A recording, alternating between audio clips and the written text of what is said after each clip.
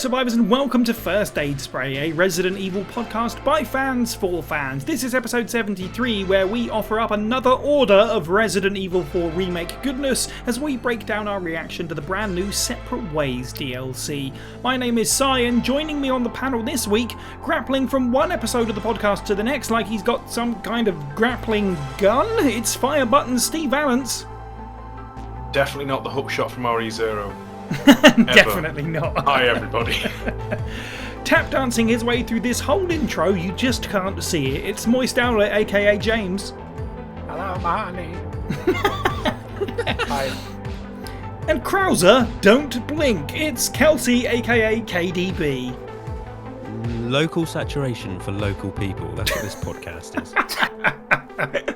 Every episode of First Aid Spray is recorded live on our Discord server, so join now to hear the show early and unedited and to become part of our fantastic little community where we discuss life, the universe, and Resident Evil. You can find a link to the server as well as all of our social media profiles at our website, faspraypod.com. It's the support of our listeners that keeps First Aid Spray going, so why not check out our merchandise or our Patreon page. Tiers begin at just $1 a month. Head over to patreon.com/faspraypod for a full list and the chance to create bonus First Aid Spray content.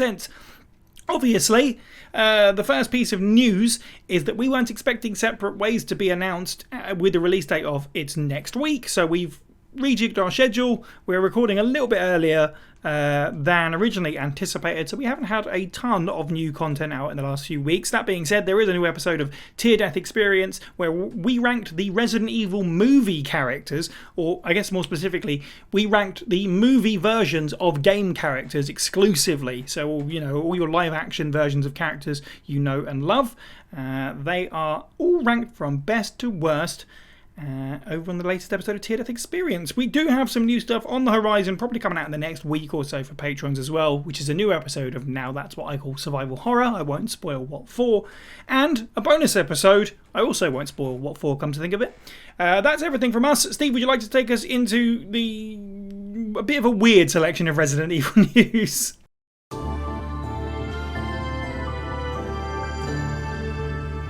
Hello and welcome to the weird selection of Resident Evil news. I'm your host, Steve. So our first news story, Capcom would gracefully decline any acquisition offers by Microsoft. I think Capcom in a very strong place, and being bought out by anybody, you know, be it like Steam, Microsoft, Sony, Nintendo, would be bad for them, because out of, I think, any of the big Japanese developers, the third-party developers, they've been pretty much going stride to stride, you know, RE-verse, and Exoprimal may be excluded. Yeah. That independence is nothing to be sniffed at, especially in this day and age. Mm-hmm. Yeah, they're obviously in a really good place, not just in general, but there aren't many studios, especially of Capcom's vintage, if you like. They've been around a long time, and you know, most of their new games, as we've talked about recently, have been some of their biggest games of all time and their best sellers. You know, RE2 Remake, we talked about it recently, one of the best selling games Capcom have ever produced, and it's the same thing with Monster Hunter as well, so they're doing pretty okay. So yeah, I don't think they need to be bought out, but also generally speaking, I just don't think it makes sense for them to be bought really by any, I mean maybe Sony, but even then I don't think anybody really, it makes sense. Like, even if they needed financial support, or not if they needed, if they were in a worse state financially. Obviously they're in a great state financially, so they certainly don't need it. But James, how do you feel about Capcom politely declining the potential acquisitions? I think it's fantastic, and like I've said in the server like how overjoyed I am, because like we keep seeing you know, big companies that we've deeply respected and been so passionate about, and they've given themselves away, right? Or stocks have like just absorbed them, right? And it's just become like this. They've become a disaster. I'm not naming names, but I think we all know which big company that's happened to, and many others out there as well, especially recently as well. Yeah, so it's great to see that, because you know, we can see the passion that Capcom are putting into their games, and you know, there are some hits and misses, and there always will be, but they've got more hits, Yes. than they do misses. And yeah, we might be really spoiled and go, you know, Exoprimal this and Reverse that, but we are swimming in content and like games and just enjoyment and entertainment, and it's all thanks to Capcom. And I think if they did go to someone else, right, then it would be reduced to something that we wouldn't recognize anymore eventually, anyway. So yeah, I'm very, very happy about it, and I hope it continues to be that way. Since somebody said the words RE-verse and rang the bell, Choji has posted in the live chat. It's 11 people playing as of 15 minutes ago. Oh, wow. I think that's an increasing number from last time we talked about it. I think it is, yeah. It's our free promotion we keep giving them, you see. People are going, oh, those First Aid Spray folk, they just bang on and on about this fantastic game. Kelsey, how do you feel about Capcom saying, nuh-uh, no way? I love how James just used like Exoprimal and RE-verse as expletives, like, because they are just like swear words now. And it's completely right. Like, I can't think of. I know there's other studios that have lots of IP, but if you think like Capcom has Resident Evil, Street Fighter, Monster Hunter, Mega Man, like I'm probably forgetting some Devil as well. May Cry. This is it. See, it just has so many IPs that have, for the most part, been consistently loved and just have these huge fandoms. And for a studio of their size, it's kind of unbelievable, really. And I know I've definitely said on this podcast before that, you know, IPs like Resident Evil and Street Fighter and stuff are keeping them independent because they don't need the help. They're perfectly capable and good enough at doing what they do. They just smash it out of the park now and again. Everyone's going to have a miss now and again. It doesn't matter. The good far outweighs the bad, and I can't see any kind of immediate future where Capcom get bought by anyone. They're going to be. It feels like they're just going to be one of the last standing at this point because you've got all other big companies getting bought up, and they've obviously got bigger infrastructures to run, and it's more likely to collapse. Capcom seem perfectly comfortable, so yeah, it's no surprise to me they're not for sale. And I have no desire for them to be bought by anybody because, yeah, that can often mean a lot of different things, and I love them just the way they are. Indeed, yeah. I mean, I think with the, as you just said, crazy roster of stuff they do, and therefore the potential, we could do like a Switch game, or this is going to be multi-format. Like they've got a lot more options for a lot more cash flow if they don't restrict themselves in that way. Like that goes directly to them. Like it's funny actually because you say that because I hadn't thought about it. But Capcom, one of the third-party companies that, and I'm not saying this is ever going to happen, but they're closer to being like, do you know what, we're going to make our own console for our entire roster of games than be bought out by someone. They've, as you just correctly pointed out, they've got more successful original IP than a lot of people out there, including console manufacturers. So in terms of stuff that you can rely on as well. So it's funny to hear them say that. I mean, you go into the weeds for a second, and Capcom have got almost a masterpiece in every genre. Yeah. I don't know if they've got a banging racing game, but we'll let that slide. They've got JRPGs, fighting games, action games, shooters, survival horror games. Haven't done RTSs yet. Haven't they? I mean... I can't think of one, no. But yeah, you're right. Basically, what you're saying is, or what we've all been saying for ages, is where's the Capcom versus Capcom fighting game? Because they got enough to just fill out an entire roster themselves.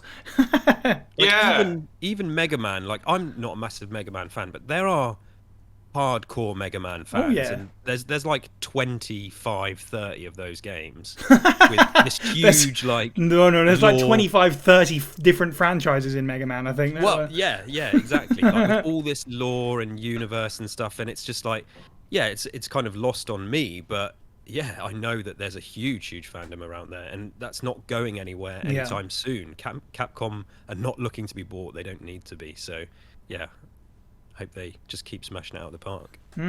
Okay, and in slightly more Resident Evil specific news.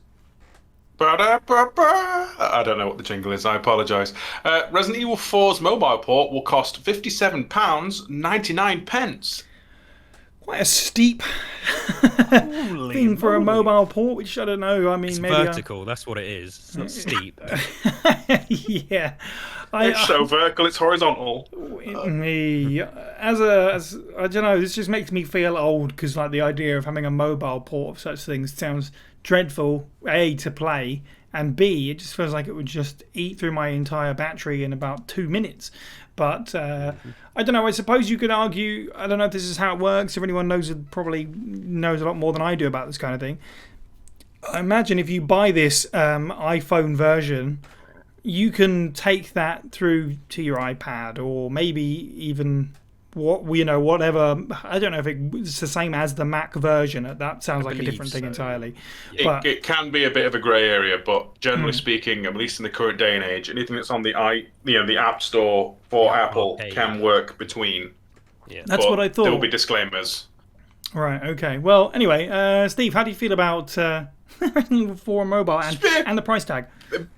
A bit pricey. I mean, obviously, I think they've announced that you can almost. I think there's some kind of legal thing where you can use controllers with any of them now, or they're going to be with the change of that port, the Sure. Lightning port. So that means it's a little better than using touchscreen. RE4 in itself feels way too intense a game to obscure it with your thumbs. Yes. I shudder to think how they can get the visuals across. Like, are we talking Zebo quality, or where everyone's slightly blue and made of like 4 polygons? Or is it streamed? Like, is it a cloud stream sounded kind of thing? In which case, why isn't it just on a console? Like, it boggles my mind that this is even really a thing. I mean, great that it's there for the handful of people who are really, really keen on having iPhone games, but not a games console. But for everyone else, I think you can skip it. Yeah. I don't know. I mean, I guess are they just throwing it out there to see what will stick, or do they think it'll actually sell? I wonder if there is, evidence for an audience for this kind of thing. I assume there possibly is. James, how do you feel about this one?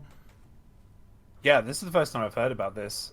I didn't actually look up this story at all before coming to the podcast. So I wasn't aware of it until today, to be fair. So that price just made my eyes come out of my head. If it is if it is cloud, then it shouldn't be that amount of money. That's wild. I mean, I did say on a podcast a while ago that even my Samsung S22 is actually more powerful than a Switch. Like, right. so they do have Yeah. like the performance, right? And I am gonna play. I won't do this, but I'm gonna play a little bit of devil's advocate here by saying that there are actually accessories for phones now where you can turn them into a gaming system. There are even mobile phones that are specifically made to be gaming phones. Like, so, the price may be inflated because those are very niche, and as we know, like for instance, with the VR market, like things are kind of upped in price quite a bit. Do we know if for the loss? Do we know if there are any other RE Engine games that are currently on mobile? Like, if not, that might be what this is all about, really. I believe so. Not that I know. I know GTA is, but well, okay. I don't know about anything else. I wouldn't be surprised if you would see RE4 original on a mobile phone, to be honest. Yeah, that is, or at least was. I don't know about any other RE Engine games, and nothing is necessarily coming up with a quick Google search, so I couldn't say. But yeah, I guess, as I say, it's kind of old. Maybe I just don't get it. There is like connecting controllers to phones and stuff like that, so maybe it does make it a little bit easier playing it on the go. But it it sounds like the most unideal way to play it. Kelsey, how do you feel about this? I mean, obviously, it's silly to underestimate like the mobile gaming audience. It is there and it's ginormous, but the fact is, like, to play this, you've got to have a phone that costs like nearly £1,000.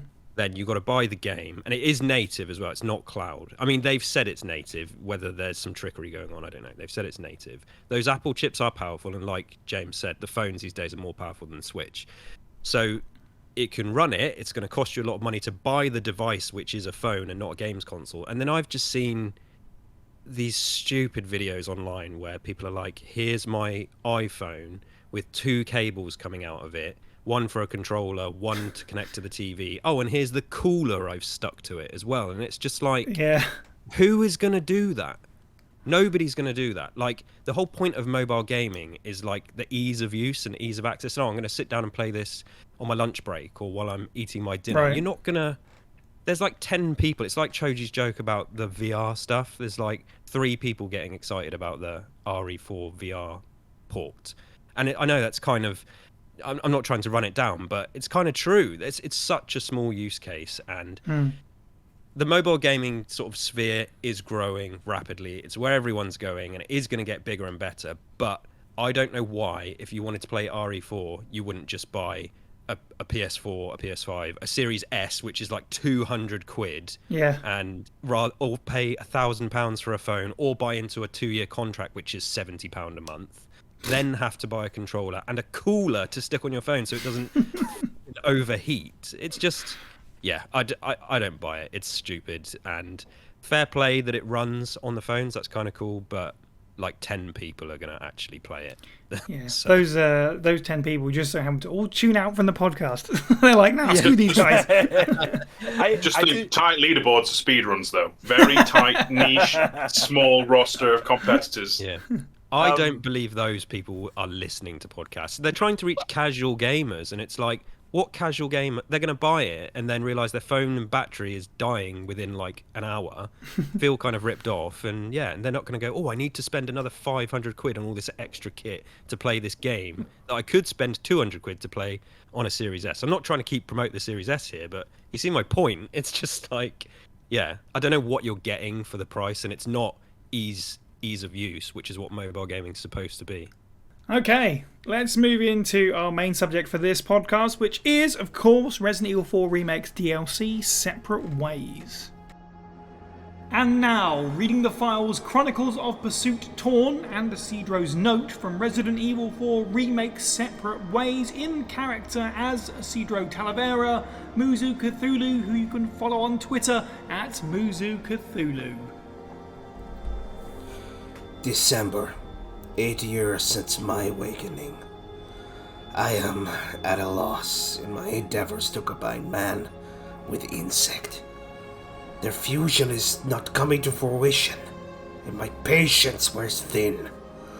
The housekeeper has long suffered, and I confess my hair stands on end when I hear her screams of anguish. Will I ever achieve perfection? I have two choices. The first is to continue with my current method, to change nothing but instead widen my search for compatible insect components. The second is more callous, more immoral, adding yet another completely different organism. If done poorly, the latter choice will likely lead to failure. But I fear I shall not break this deadlock if I do not adjust my current methods. The housekeeper will break if things continue on as they are now. I must decide what to do now. His humble servant, Isidro Urate Talavera. Well, I think it's probably safe to say that this is one of the worst kept secrets in Resident Evil for a while. I think we all knew that this was coming. And also, if you didn't come across the rumours and leaks on social media, then it's safe to assume, isn't it, really, that we're going to follow things up with the Separate Ways, because it was very much alluded to at the end of the campaign as well. So yes, Separate Ways, we've been waiting for it since the game's release to be announced, which happened during a PlayStation State of Play, I believe it was, and then with the release date for literally a week from that point. So all hands on deck, very much excitement. Not quite sure what to expect, because obviously the original Separate Ways was kind of just, I suppose, just a selling point of the PlayStation 2 port of Resident Evil 4, as like, hey, this version also has an additional mode. Pay for the whole game again just to play it. Oh, okay. And obviously we'll compare the two a little bit later on in the episode. But yes, it's here. We've all played what is, I think, a surprisingly meaty campaign. Let's start with the gameplay, what sets it apart from the base game, and how we felt about playing as Ada Wong in the RE engine. Kelsey, gameplay, what did you think of Separate Ways? How did you find your experience overall? Oh, okay, starting with me. So, yeah, I mean, in short, I thought it was just the same kind of incredible, tight, fun action from the main game, and then it's got these new additions like the grapple hook and the melee attacks, the exploding bow gun. And as I was playing it, I think pretty quickly I was like, this is really fun. And yes, this is why I loved RE4. And I can do these extra little things as well.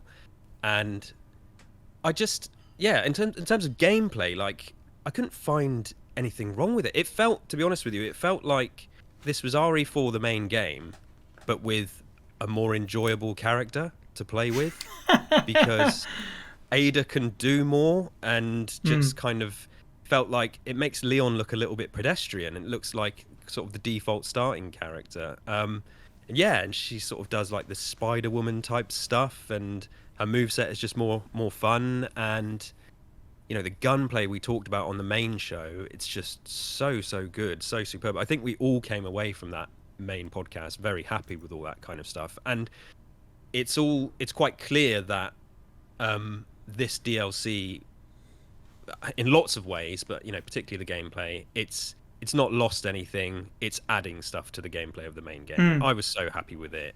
Ada felt super OP at times, but I felt like those sequences where you're doing like crowd control and stuff like that, I enjoyed it more than I did with Leon, because I felt like I was being able to dart between different actions kind of more swiftly. Like once you unlock that grapple hook where you pull the shield away as well, that's kind of cool. But you can go from shooting, you dive towards, you can kick, and you kick like 3 different enemies. And gameplay wise, we can talk about other stuff like any sort of degrees of puzzles and things, but just playing the game, super tight, super fun. Everything from the main game was there, and then some. It really felt they just built on it, and I really enjoyed playing as Ada and shooting, and you've got all the weapon upgrades and things like that. And yeah, it's repurposed, but in a really kind of new fun way. There wasn't really, I can't think of any other huge kind of mind-blowing stuff that wasn't in the main game. But yeah, I think that was just my main takeaway, because we'll talk about it. There's not like a great deal of story additions and stuff. There's some, but the gameplay-wise, it was so much fun that I went through and instantly started playing it again, and I played it again, and I've played through it 4 times. Nice. I never do that, and I just think I had such a blast playing with it. I'm struggling to come up with criticisms for the gameplay. I suppose the only other thing is, I did with the main game say I could have really done with a dodge for Leon, and I still would have liked that here, but Ada moves around so much more swiftly with the grapple hook and stuff, so I missed it less. But yeah, the super tight gameplay, action, fun stuff from the main game is all here. I really love the gameplay. Yeah, you're not the only person that I've seen actually saying that they preferred this, if you want to go that far, over the original game, or had like more fun playing this. So the character, I can absolutely see that. As you say, there's so much stuff bolted on without anything necessarily be taken away, which is kind of funny. And you've actually landed on one thing that I was quite impressed by, that I don't think I thought about too much. But I think the standout for me, and we will, as I said, we'll talk about comparing a bit more later, but the thing that I didn't expect based on the previous separate ways was just how kind of everything from the base game was in this. Like, yeah, you have a smaller selection of weapons to pick from, but the merchant shows up and you can upgrade your weapons, and you've got that kind of choice still to make in terms of what you want to carry. In my case, far too many weapons, I think, was my problem, but there you go. And what you want to customize and how. And again, same thing, like a big, surprisingly, but also probably shouldn't have been surprising, positive of the original game was we all had a conversation about which handgun we wound up using, and it was interesting to hear everyone's takes on that. And this has got a similar thing. Again, less choice, but there's still like, there's a few handguns to choose from to suit your style. The merchant request little blue forms were back. I didn't expect that. I missed one of them, which really annoyed me. So I'm going to have to go back and do, well, I probably will play through it again anyway for fun. So scoop that one up on my way past. But yeah, I was just like, I hadn't considered that. But yeah, she got to do all of that stuff as well, which made it feel so much more full, rather than just go from A to B. Speaking of the additions, though, I think, Steve, you said in the lead up to this, you were really hoping that the grappling hook was going to be a big part of the gameplay. Were you happy with the way that was utilised, and how did you feel about the gameplay in general? Yes and no. I feel like the idea of ripping away shields is a great move. The fact that you have to unlock it later on adds a bit of progression, and the fact that you can use it for long-range melee attacks in a way that is, sort of, the trade-off is less damage, obviously, than if Ada was close range, which is nice. I feel like there's a bit of a lost opportunity in traversal around the environment. There's a little gameplay sequence in the hedge maze where it's used a bit more. I'm not talking like proper acrobatic in the arena like it's Doom Eternal or something, but I feel like Ada could have been given more mobility options, maybe take away the parry that Leon has so you can emphasize using it, because as it is, Ada is essentially, she can do anything Leon can do, but she's also got extra moves with her grapple, which is nice, but it means that it kind of, like Kelsa said, kind of leaves Leon sat there holding the bag going, I'm just Ryu and you're like Super Akuma or something. Obviously, there is the thing that she has less weapons to choose from, but all of her weapons are pretty good. I would argue the crossbow looks cooler than it actually is, but that's probably because it takes half an hour to reload the damn thing. I was actually more impressed at the sheer fact that there are so many options, like you said, Si. My main caveat for the gameplay is it feels very, on replay, a bit linear. Like, compared to base game RE4, Leon can zigzag and go back around all over the castle. Sure. Not so much the island, but the castle and the village you can fully explore, whereas Ada is pretty much like A to B zone, A to B zone, A to B zone. You can even figure like, a small spinning sign with Ada's face on it going, Ada cleared Act 1, and then you play the Sonic jingle. But that's why she's built to be fast, I think, to make it so it's quick and replayable. Yeah, I think it leans into that, certainly. It does feel like, and I almost don't want to mention the words because you know what people are like, but it feels like the RE3 remake version of RE4 remake, where it's like, this is about playing it multiple times, it's about getting it tight, that's what makes it fun. And thematically speaking, for me, it totally works because Leon is wandering around trying to find Ashley or trying to find a way out or trying to find a cure, etc. Whereas Ada has a mission, and every time she knows her goal, she's always moving. So thematically it works. Yeah, so I do agree with your point. I see where you're coming from, but I'm not saying the negative light. No, of course. It's not a big criticism, but it's certainly worth noting, yeah, for sure. James, how did you feel about gameplay from a sort of top-down perspective? I want, because everyone's made a lot of points I was going to make, but to go back to the hookshot thing, there's I played it 4 times now. Nice. Last night, I A ranked professional, and then like I'll play it some more. It's very fun, though. I did feel myself, and it's only because of Resident Evil 4 that I was starting to get a bit burnt out. Mm-hmm. It's because I spent over 100 hours on Resident Evil 4. Yeah. So like I spent a lot of time on it. I think I'm up to like 120 plus hours now on this game. So I've put a lot of love into this game. But yeah, when it comes to the hookshot, there are some really cool like set pieces. Like the El Gigante fight is so cool. And I remember Steve mentioning in the channel we had about him being a sponge, or someone mentioned he was a bullet sponge. He is, but he's like the original, where if you have a tump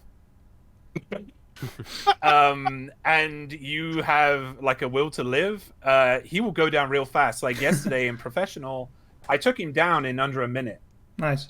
Like, I mean, were you doing your best like Mikasa Ackerman? Like, proper, I was full. Yeah, I was full survey core. Timing that. Yeah. I was really going for it. I wanted to use every single thing. And also, if you can, just like the original, if you can get enough shots into him, you can make those buildings last longer. So that you can keep doing your Mikasa Ackerman across the skies. But yeah, that's just one aspect, though. I really wish there was more of that in the game, and I'm really finding it hard to criticize this game because it's so good. And we'll go into like my feelings of why it's so good later on, because the gameplay is, I think I've already described it. In Resident Evil 4, like this year, it's very much a lot of the same, like Steve said, right? But that doesn't mean it's bad. No, like it is so good. She feels a lot more fluid. She feels she feels faster. She feels like she can shoot better. If that makes sense. Yes, it does. Like she felt really good underneath my mouse, right, when I was shooting people and moving around and maneuvering, and all the kind of skills I learned from Resident Evil 4 this year kind of came back to me while I was playing this game. Yeah. That was so cool to kind of get those back, and we didn't get that chance with the previous DLC with Rose, Shadows of Rose, because it'd been such a long time. So we're all essentially just learning the game again. Plus right, the change in perspective as well, of course, with with that. Right, but it was so cool to go into this and just slip back into shoes that you'd only recently come out of, and it was great to get back into. I was doing all kinds of moves. The one thing that really bugged me, and it's the same in Resident Evil 4, that like this year's Resident Evil 4 as well, is the stun locking in this game is incredible. Yes. Oh god.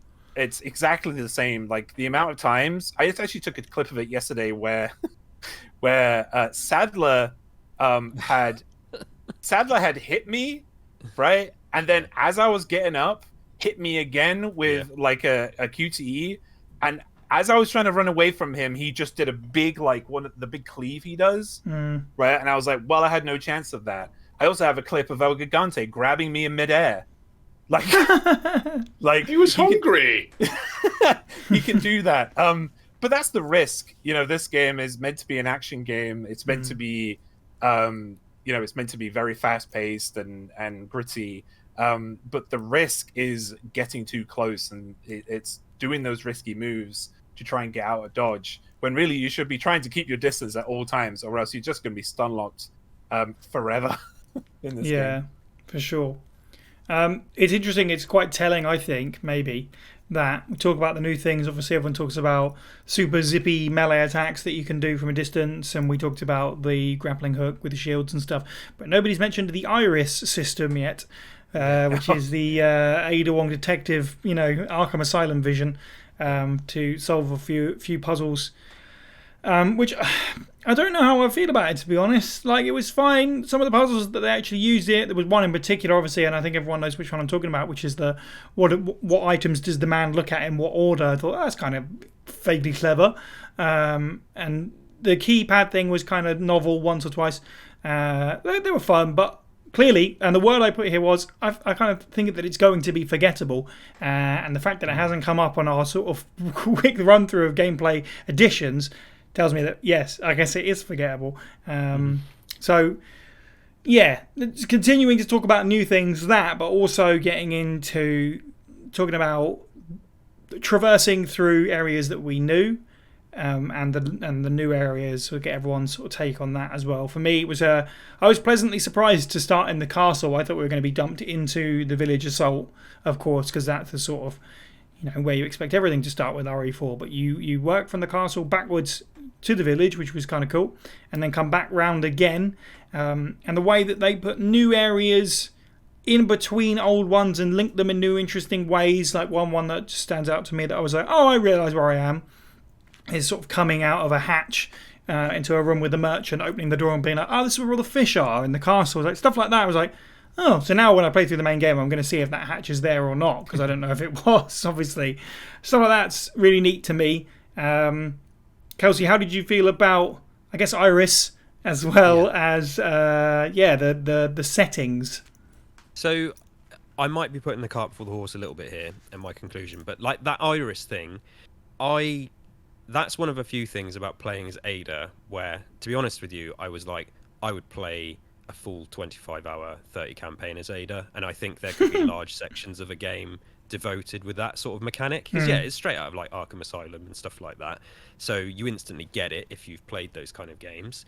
It did feel novel. You said novel, didn't you? That is exactly how it felt here, but it's it's a DLC, and Steve has also mentioned it feels very linear. It definitely does. It's still quite meaty, and I think for what we got in terms of gameplay and what they packed in, that was just kind of really impressive. And so I liked that. It was a surprise. First I was like, oh, hang on, cyborg guy and stuff, what's going on here?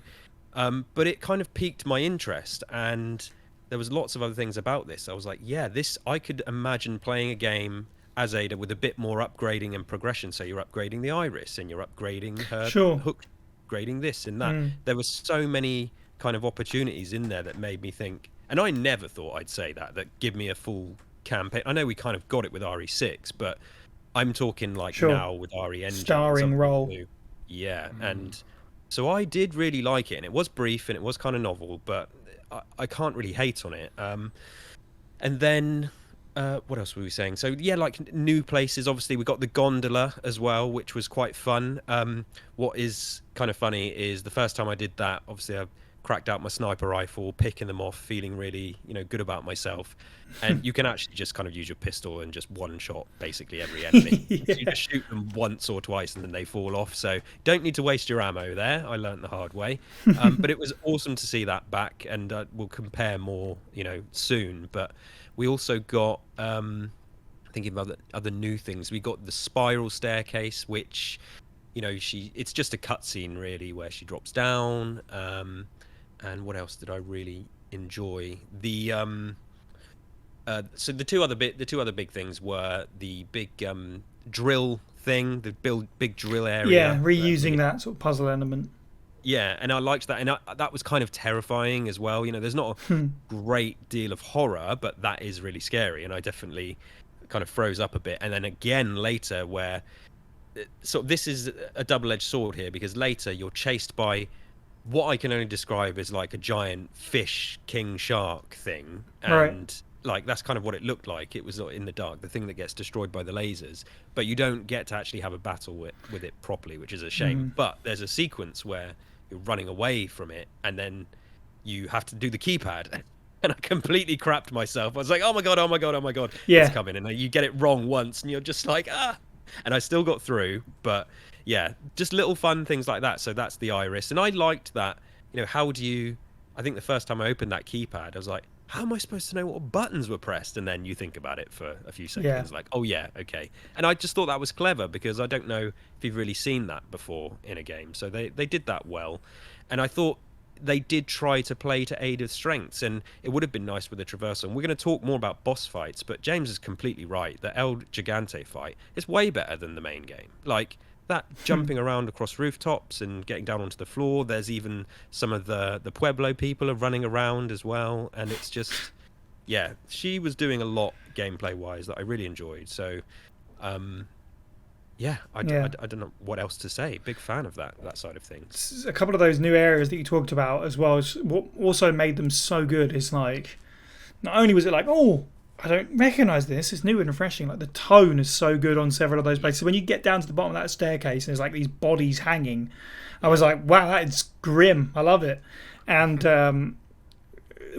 that sort of new area with the laser grid hallway that comes back, which is, again, I was actually really happy to see that, because as much as we sort of like, laugh about the Anderson movies and stuff, Oh, it was awesome. it is nice to have that as like a cheeky wink and nod and cheesy thing in it's part of the franchise now, so it was nice in that way to see that again. The new creature, Martinico, I guess that's how you say that.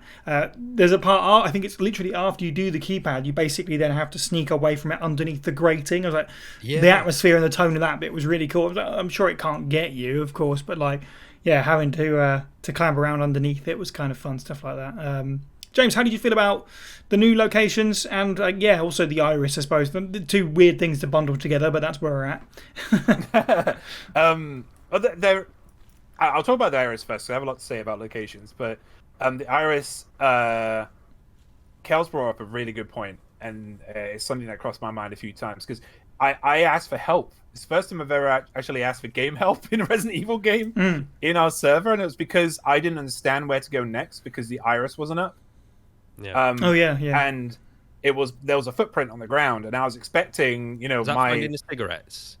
Yeah. I got exact same issue. I got stuck there, and I must have gone back outside 3 times going, where the hell do I go? Engage smug mode. So you got it first time. I was so confused, because the iris turns off, and like the game prior to that tells you, okay, iris is up, you can see things through it, right? But then it goes down, and I was like, oh, okay, what do I do now? And I kept on just running around. But then Steve told me, there's a footprint next to it, you need to use the iris. And I was like, but the iris isn't on, Steve. How do I? But yeah, eventually just use your eyes, James. I know. You got the eyepiece for a reason. Should have used my eyeballs. Look down.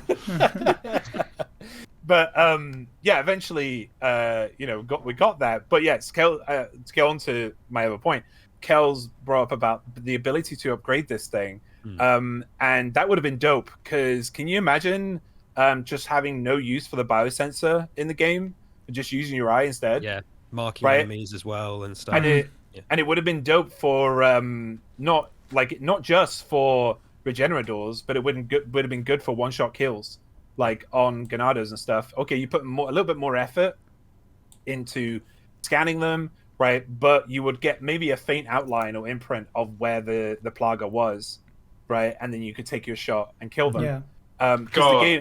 Yeah. Like you pay $100 grand or whatever to the merchant, he tweaks it, and you've got like a flickable sensor button. Yeah. Like, that would be game changing. It would be so cool. But yeah, we didn't get that. We got just kind of they were a little bit gimmicky. I did like the keypad thing. I love like observational puzzles. Yeah.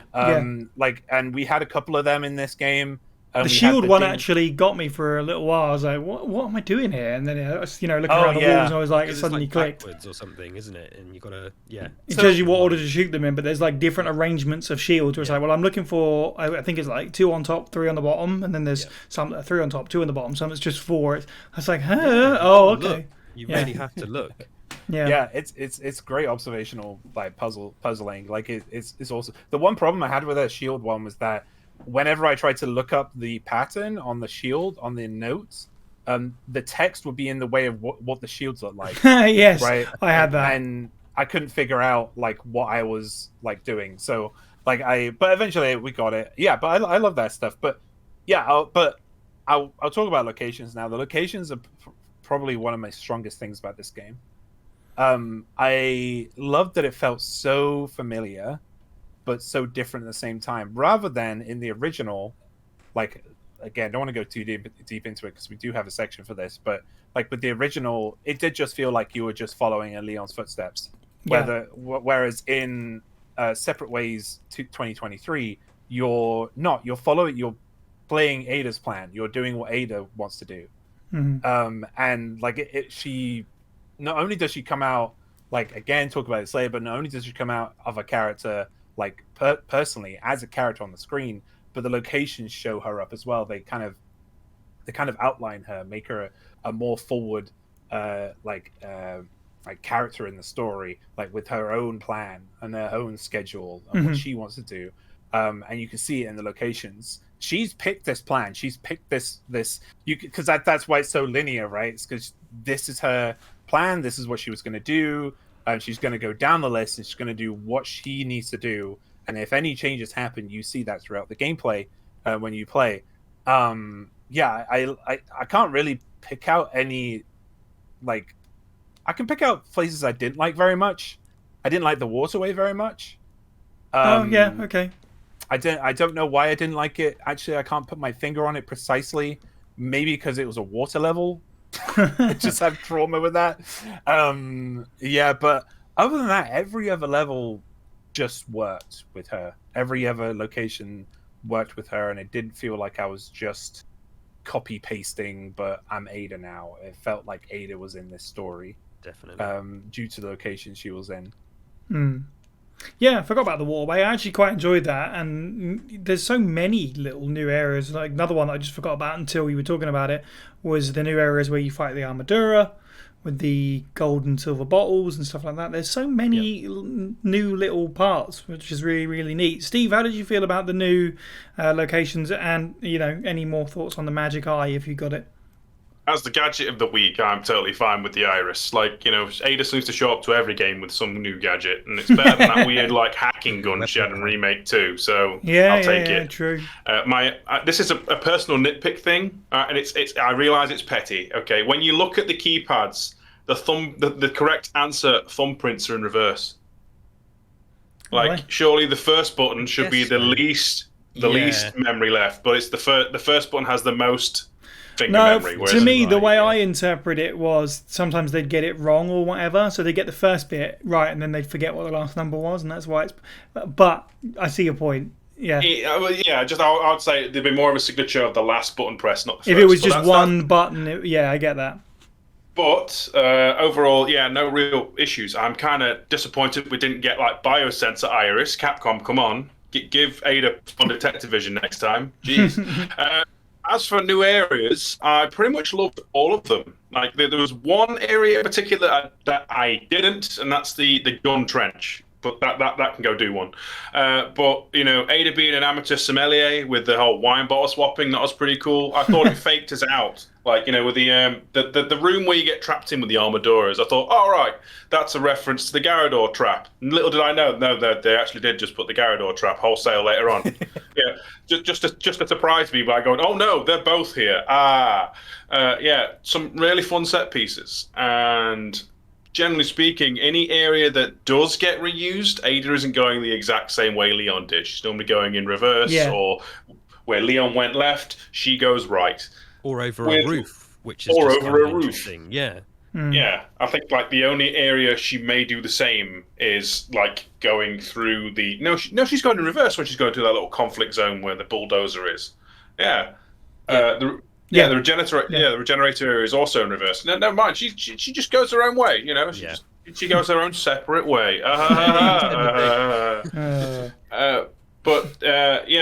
Favorite area? I actually kind of like the waterway as well because it just felt like a piece of village snuck through.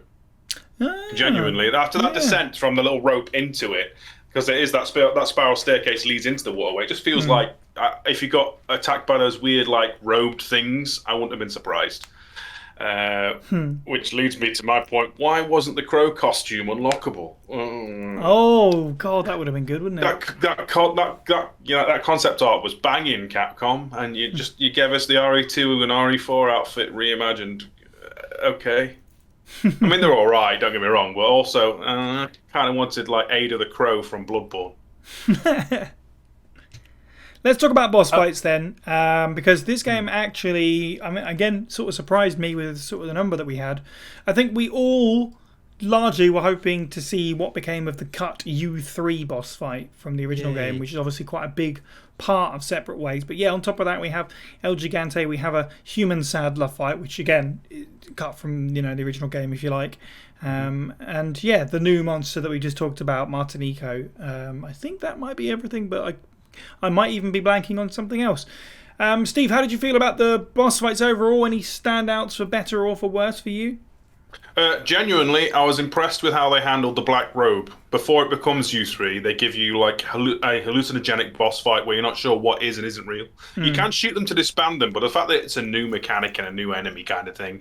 Whereas U3, you could argue from one skewed angle is a boss reuse from RE4, the original RE4, whereas Black Robe in and of itself and the way it behaves is a new thing.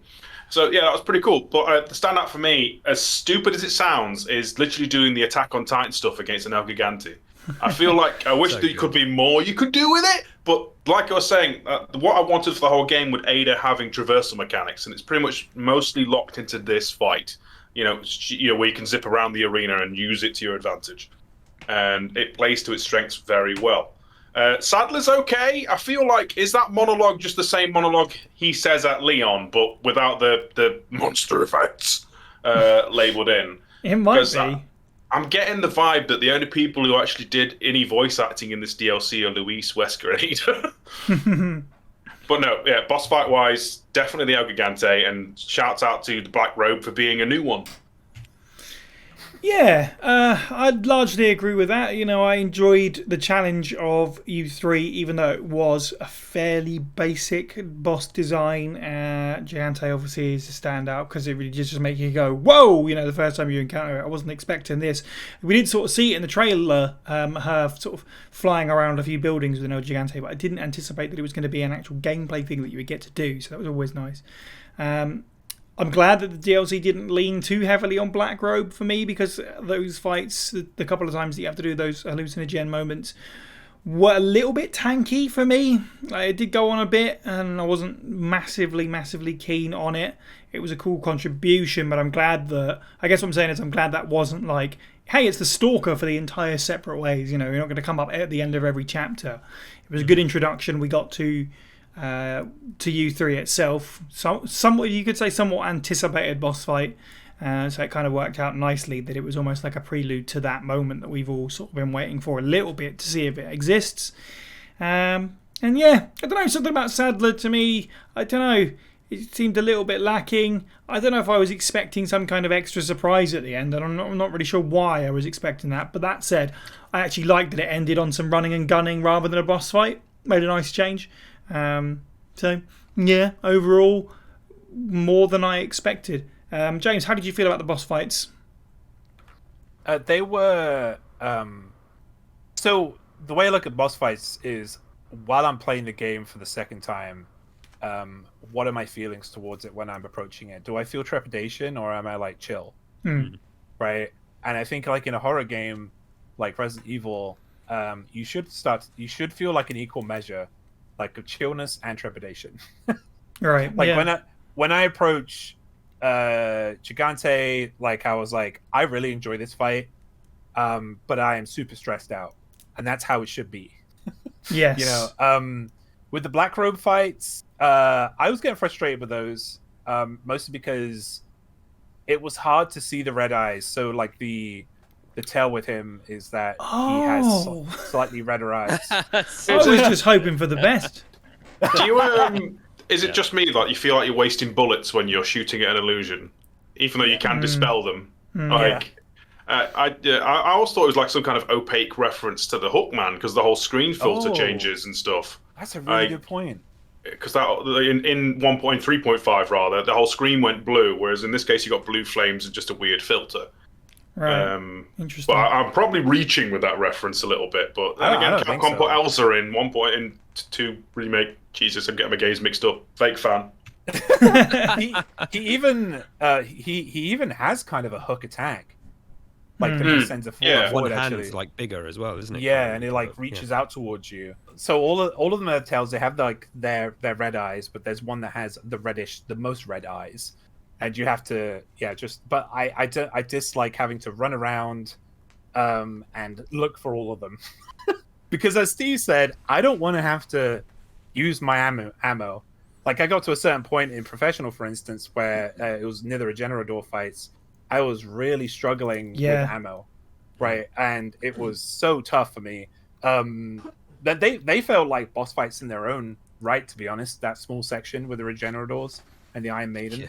That Super Iron Maiden can do one. Yeah. It rinsed me dry of ammo, basically. I had to cheese him. I had to run all the way back, go through the partition, wait for him to reset, and then run back in. Yeah. Nice. Because he would just destroy me otherwise. Like I really look forward to the Gigante fight every time. You three can do one, but in like the best way. Yeah. It's a great boss, and I was terrified the entire time. I was not expecting part 2. Yeah. I was, because he was so tanky and took so much of my ammo. I don't know if there's a way to take him down faster, but it's them really, isn't it? Because it's a separation between is it Isildur and a handmaiden, and they've melded into one. I think like U3 is in this, right? I think it's a pain in the bum. I think Isildur becomes the Verdugo, but I could be wrong. Oh, okay. We're calling it U3, but it's called Pasanta now, isn't it? So Pasanta, yeah. Like I don't know if that means anything, but yeah, like when you read some of the notes, it describes that essentially they used DNA from somebody else and basically smashed them together. Pasanta is an enormous dog, from Catalan legend. Oh, okay, nice, cool. But yeah, Saddler fight was boring. I didn't enjoy it. He also has some abilities that are you're gonna have to bleep me, are bull. Like they right, they go through they go through pillars, and it's like the game tries to teach you that the pillars are the way, because if you try and stay in the open, he will just murder you, right? So you have to stay by the pillars, but there are just his tentacles that go through pillars, so what's the point? It makes the fight useless and boring. I didn't enjoy it at all. Just kind of like the original Saddler fight, to be honest. It wasn't controversial statement, but I think I prefer the original human Saddler fight. Like, might be because there's less monologuing, might be because there's more evil laughter, but he's like just generally more of a fun time and less tentacle QTE randomness. I mean, there is some in it, but nowhere near as much. Doesn't the original have some verticality as well? You can actually yes. like that's another thing that made it boring, is that it was just a flat plane, and you're against a guy that has 360-degree like movement, and he can go anywhere, and you only have this flat plane, and yeah, it just wasn't great. But like the Black Robe fights I loved, and the Gigante fight I loved, and the U3 I love to hate. So that's, you know, they are really top. And Martinico as well. I actually really like Martinico. It gave me Lisa Trevor vibes. I thought it was a Gamma at first. No, that's it. Yeah, kind of also one of them too. But the way they were describing it, and the way that they, like in the notes and how they experimented on it, and they were just adding things. Yeah. They were just doing whatever the heck they wanted. Right? It just gave me Lisa Trevor vibes. You know. Yeah, there's some tragedy to sort of like, I'm the head researcher. Oh, you know, well, I know too much, kind of like in a Trevor family sort of way. Yeah, then you meet him. Yeah, and you meet him. He's in the room as you go in. Or her, maybe, actually, even, but...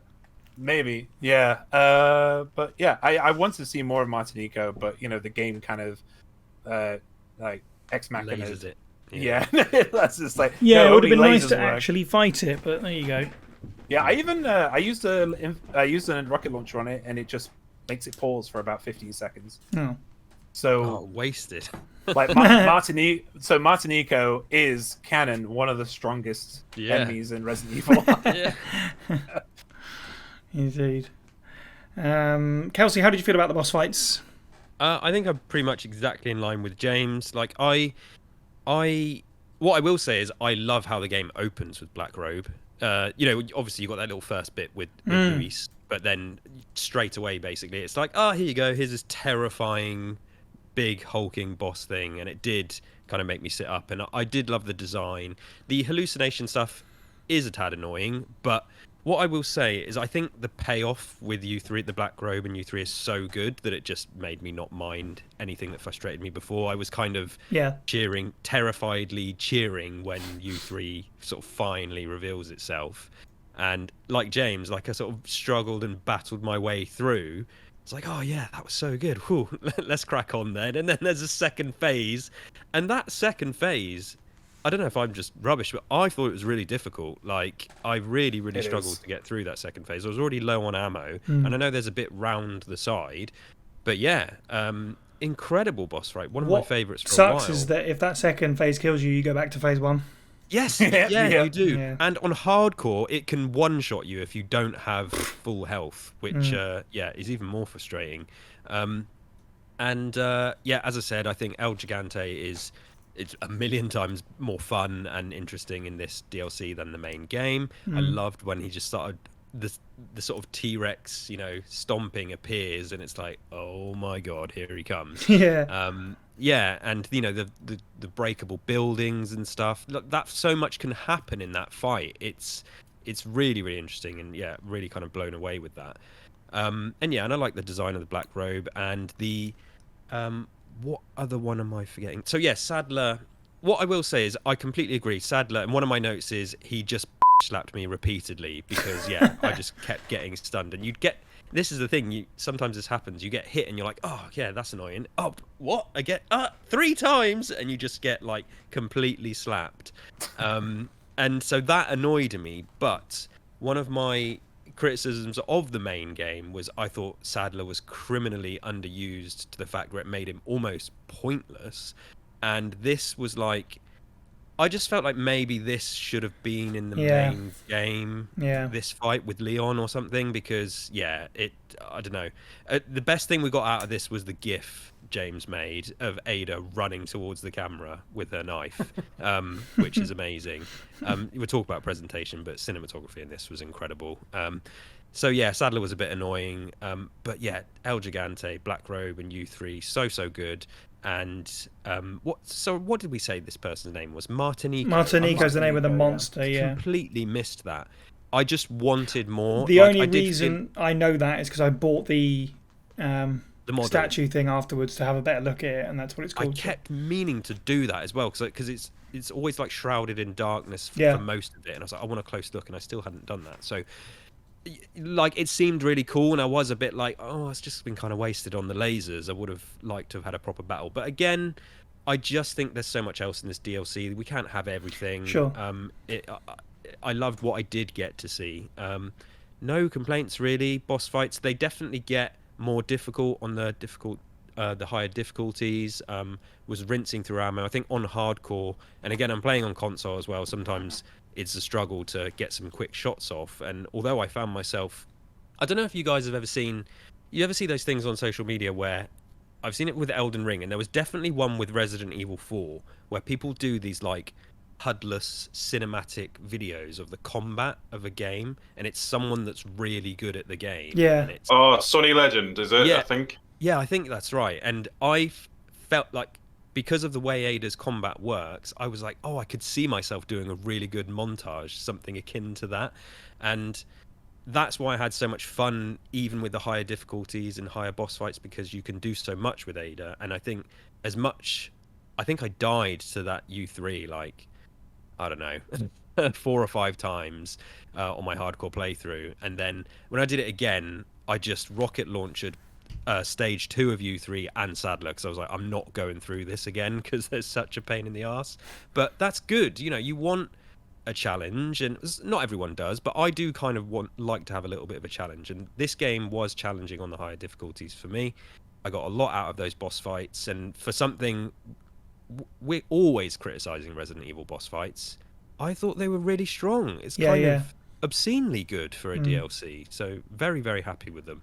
I do want to pipe up about U3 and give people like a little bit of a tip with this boss, because it is horrendously tanky and it is fun to play against because you're constantly stressed. You got all of this. You have got all of these supplies around you, and like. But the thing is, if you take any time to turn around, that's when you get and go to these supplies, like it will just it has this attack where it like insta rushes you and it does so much damage, and then it'll put all those explodey eggs down, right, and does even more damage, right, and makes your area of combat even lesser so. Oh, those things, yeah. So it's funny because I've just finished Alan Wake as well, and there's like black goo that you can just accidentally touch and brush, and you'd go, oh, and it completely throws you off. And it's the same thing here. I loved it, but yeah, they're in like multiple times throughout the game, I think, aren't they? Or am I imagining that? Just U3, just U3 okay. those. But yeah, the one thing to do, and you get hardly any time to do it, right? But this is where the blowgun or the crossbow like actually comes in handy. You fire a bolt at it when it pops up. You know, when it goes vertical out the ground, and it shows its vagina eye. You know, for some reason they love using those in Resident Evil. Yeah. Like New merch for the T-shirt. But yeah, you just if you fire one of those, like you get you'll get about 4 or 5 of them in, and if you do that, you can just finish it off with Tump. And eventually, like, it will be down quite fast, but James, you have to be on it. Making it sound so easy. I know, it's not. See, I just shot it with a pistol, James. I'm not. I mean, I did on when I was playing on standard, but in professional, I tried about 3 or 4 times, like with my handgun, and the thing just wasn't going down. Like, that reminds me, it's like when you look up a cheese thing for a boss, it's like, oh, here's how you cheese this boss. First, you have to like shoot it 100 times with the fully upgraded weapon, and then knife it 10 times, and then it's done, and you're like, what? Oh, I want a cheers. cheese. Yeah, the first part of this recipe is get good. Yeah. See, and then... I still don't rate that crossbow. Like, I feel like it's too slow, and you take half a year to equip it and unequip it. Like, you'll get rinsed with it. Yeah, it's great. Again, it ain't no stubby shotgun. That thing's a beast. Oh, I mean, it's got a wide That was my range. It's name. like between Liverpool and Manchester, but it's like great range. Yeah. I actually sold my shotgun to get the crossbow. So Heresy. Yeah. It's so good. When that I talked shotgun. about having too many weapons, the crossbow is probably the thing that pushed over the line because it takes so much space, and I didn't really use it until essentially the last part of the game where I was like, I've still got loads of shots left in this thing. I guess I'll just unleash it on all these random grunts because, it's kind of useless otherwise. But it's great against those machine gun cow people and the MMA cow people as well. Like it one-shots those. 1 or 2 shots them. Bebop and Rocksteady. Yeah. Those kicks, that bit where you've got to get into the elevator that comes down. I don't know if that gave anyone else any trouble, but on hardcore, So it's one of the final bits in the game before you get up to the top, and they come down at the elevator right in the end, and there's the cow / pig guy, Yeah, and they're in the yeah. elevator. I died maybe 15 times I there 'cause died, Kelsey. Do you know the cheats for that one? I died 0 times because I just ran out past them because I didn't have any ammo to fight them and hit the button. I was just like, screw this. I went straight past them and was like, I'm not messing around with these guys. I never found myself in that situation because I did try, but if they're anywhere on harder too difficulties, close it's to it, probably the impossible. button is crossed out and you can't press it. Okay. And then they just they overpower you and you get kicked in the face 3 times, and then the spider one comes running along as well, and you're dead. Let's move on from boss fights. Although, actually, before we do that, if you are out there struggling with Basanta, maybe you need something to help you concentrate. Speaking of which, James, I feel like you've got something to talk about something that helps you concentrate. Yes, recently I have been imbibing in something called Magic Mind, which is a shot you take every morning, and it gives you a little bit of energy that you have with your coffee. And I've been taking it with my every breakfast I've been having. And recently, to give you an example of how this has worked, I have been in a very depressive state, where in particular with my garden, it's been overgrown and it's been an absolute mess. And yeah, I just found the strength within me after taking this stuff, Magic Mind, probably due to the ashwagandha in it and the lion's mane mushrooms, because they're quite good for kind of giving you energy and keeping your mind focused, to actually get the garden done. And I got some friends around, and it took us barely any time. And whenever you look at something that's such a big thing like that, it always looks like it's going to take way more time than it actually does. But yeah, it took us half a day, and then not even half a day, and then for the rest of the day we just chilled out and had pizza, right? So yeah, and it was Magic Mind that I believe helped me. I felt so focused while drinking this stuff. So if you would like to try Magic Mind, please go to magicmind.com/first aid. That's FIRSTAID to get 56% off your subscription for the next 10 days with this code. Again, that's FIRSTAID. So we talked plenty about gameplay. Let's talk about the story of Separate Ways, which is, I mean, you could say it's kind of important because it's the whole, draw of it is get to see Ada's side of Resident Evil 4. But I'd be interested to know how people feel about how the remake handled Separate Ways, because there are obviously, kind of alluded to in the intro there, some differences, because Krauser is basically completely absent, which is a big change. But there are also some additions as well, so it'd be interesting to get everyone's take on that. I won't go first. James, let's start with you. How did you feel about the story of Separate Ways this time around? Yeah, I really, because you just brought up Krauser, and there's one thing I really want to talk about, and that's because they completely removed him as a threat to Ada. And I think, well, rather, he's not a threat to Ada, but he's a threat to everything else. And him being this threat is what pushes her to become a character and to actually bloom. Like him and Sadler, like in their machinations. Because in the original, it's made out that Krauser and Ada are kind of vying for Wesker's attention. Yeah, it's like some extra levels of everyone's working against each other, which arguably doesn't really need to be there. Right? Exactly, yeah. Like, and they just completely got rid of that in this one, and they just made her, instead of being this lapdog for Wesker, which, clearly is what Krauser is, because he's just become this bioweapon now. She is her own person, right? And we still have the change that she becomes infected, right? So she still has that threat there, right, towards her that she has to push forward. And I think the change with Krauser, her becoming infected, her meeting Luis, and during the reimagining, right, all creates like this character which just like completely blooms and creates her story, like from then on, right? And she says something at the beginning. I know we're not talking about characterizations. We'll go into story in a second.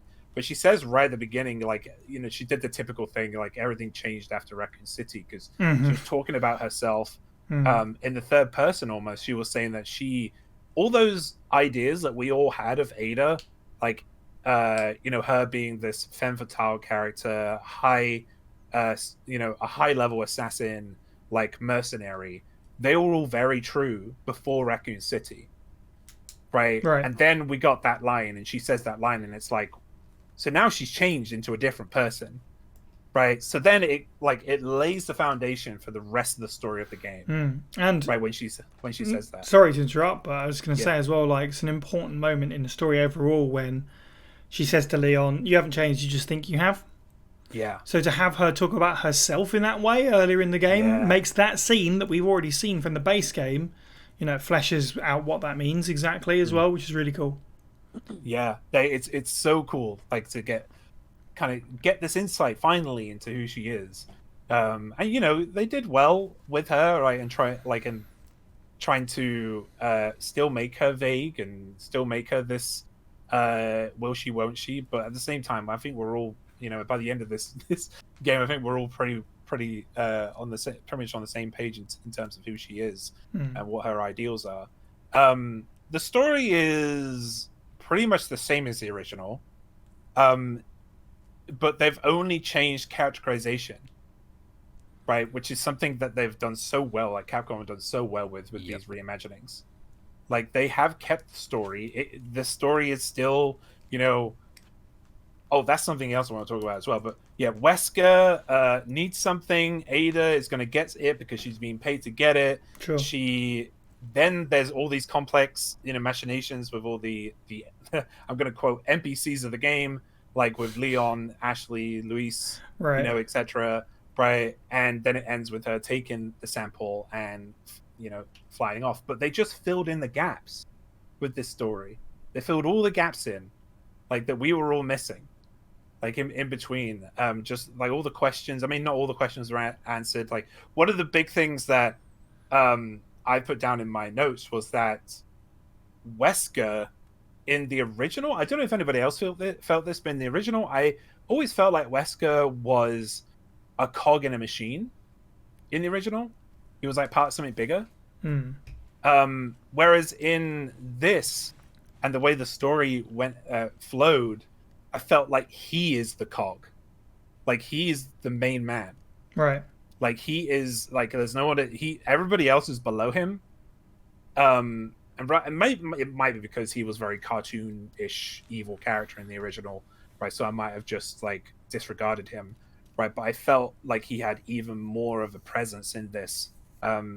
He felt like a threat in this too. Like there were points like the when she in the original with when she gets knocked out, and in this game Wesker saves her, and then right they had this really hilarious conversation in the room.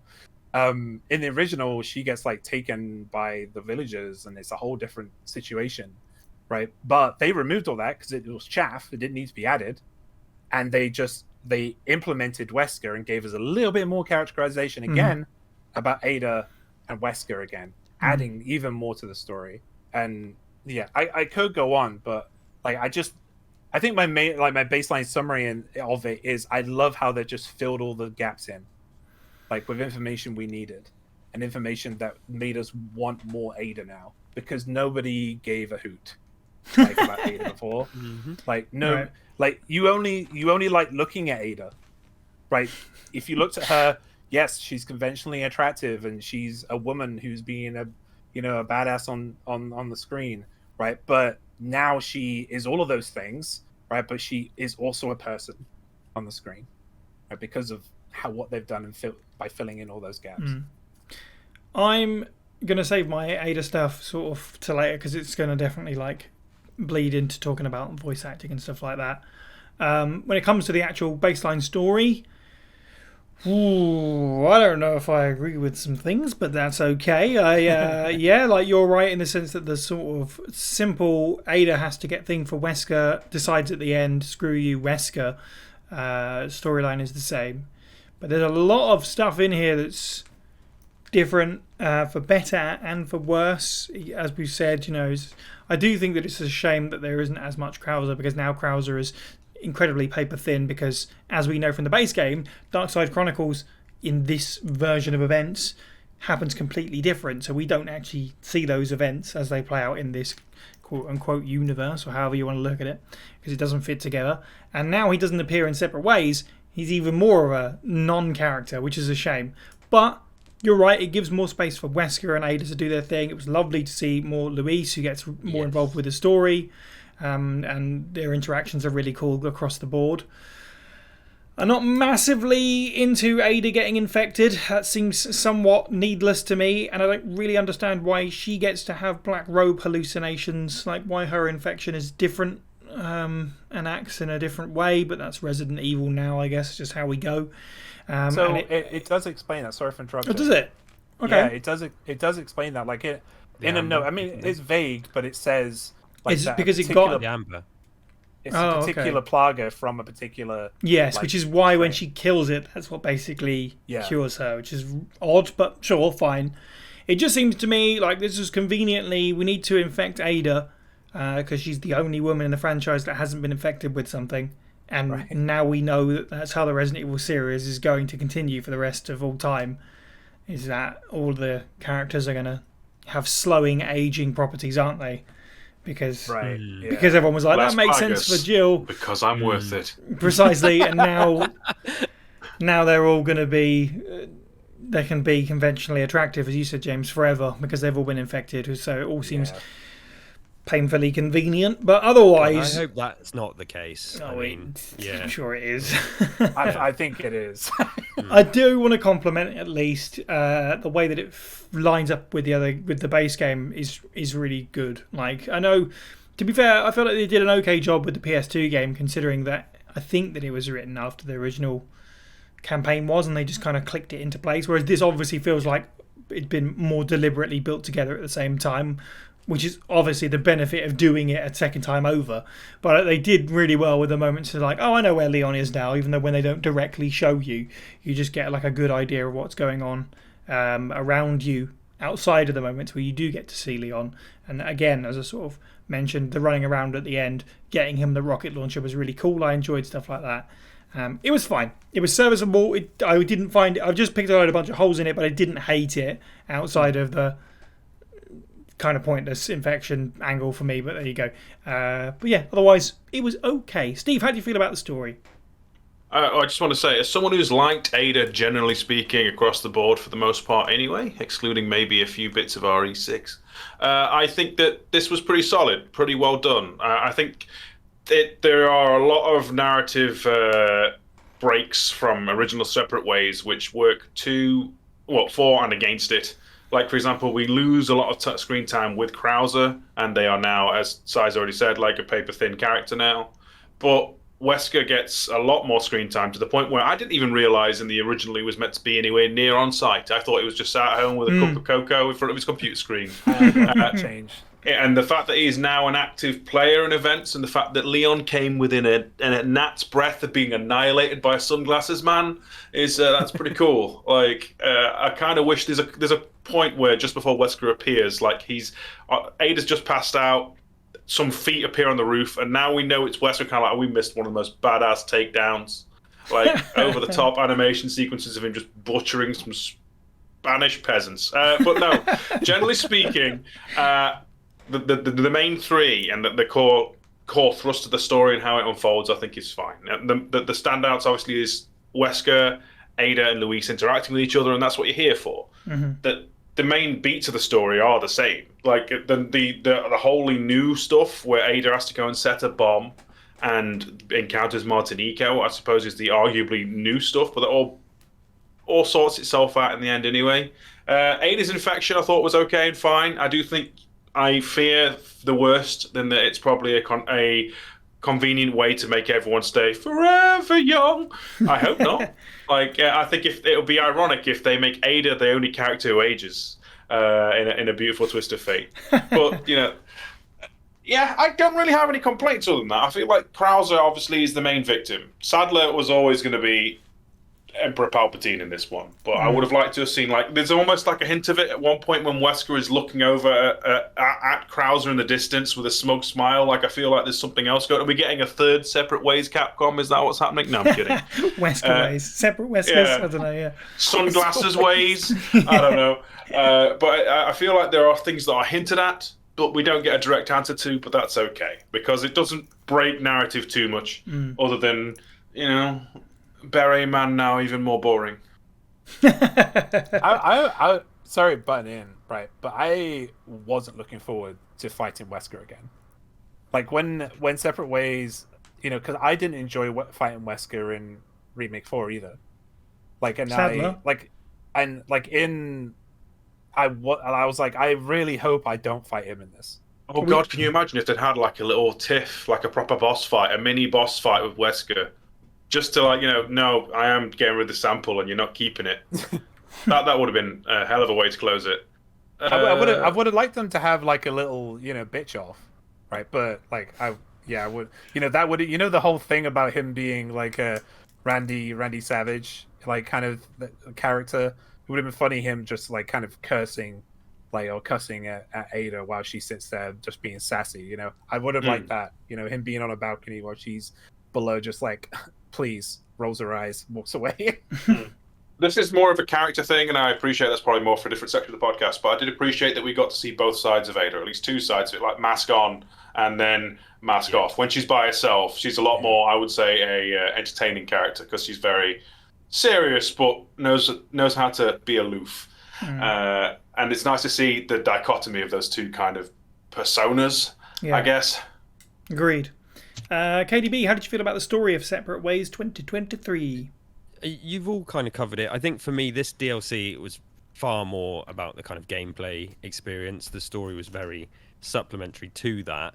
Didn't blow me away. There was no huge mind-blowing revelations. Like you say, there was the cuts of Krauser. The infection thing, I did think, oh, here we go. Again, I rolled my eyes. I didn't make the staying young connection until now, and I hate that.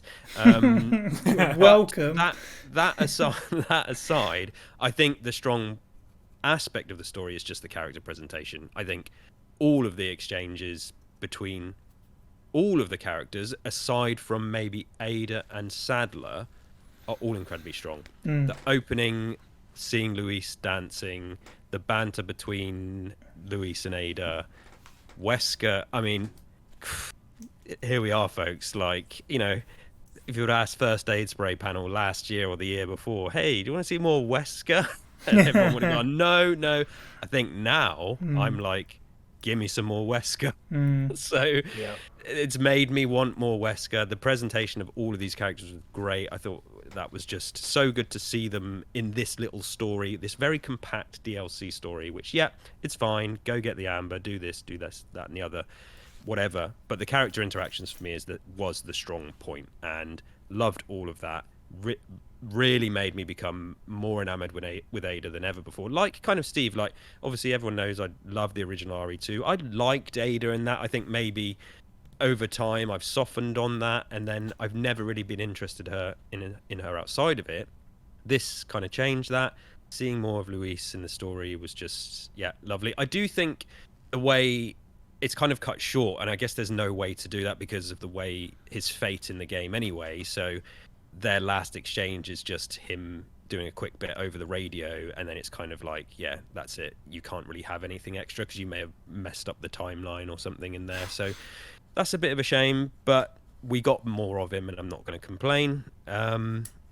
Nothing else really. You've all kind of covered it. No huge lore ramifications that I can think of, apart from the Wesker and Krauser. Wesker eyeing up the body and stuff like that, I suppose. Oh yeah, that's let's be hopeful. Let's be hopeful for a second. Like, just off camera, next to Krauser's body is a fully revived, perfectly fine Luis, so he can dance again. Next to Carlos with a beer.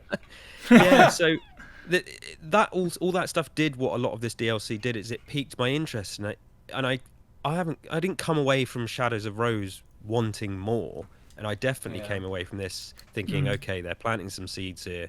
We've been debating, till the cows come home about what's next. Are we getting another remake? Are we getting RE9? I think not for the first time, we know from the original timeline, it's all over the place. We've joked about the canon and the kind of inaccuracies and plot holes. I think they're doing their best with this RE Engine universe to keep things in line, and it's all very purposeful, and a little glance from Wesker does mean something, and I'm interested to see what it means. So it felt like more of a seed planting for future games, possibly in little ways, but not too much else to say about the story. It was more about the gameplay for me.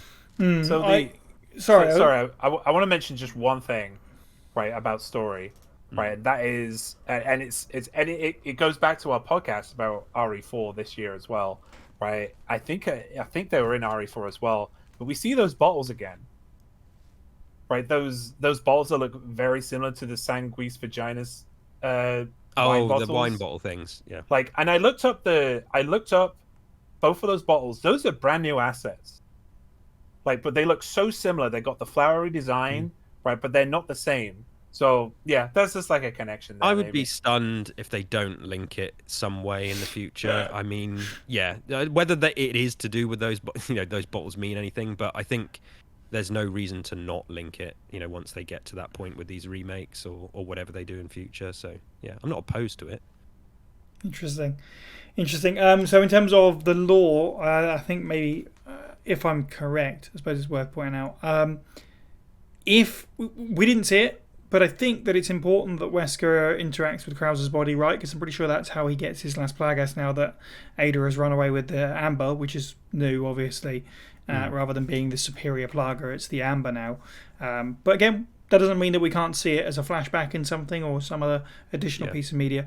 The only thing I'm not sure about that might be a new addition is there's obviously talk about Ada has rigged some of the bombs not to explode and only destroyed a certain amount of the island, which again, maybe that's now how he gets his Plaga. He goes back and grabs what he needs or whatever.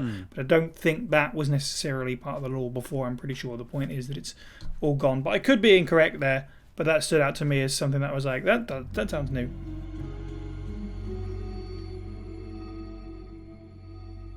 April, 9 years since my awakening.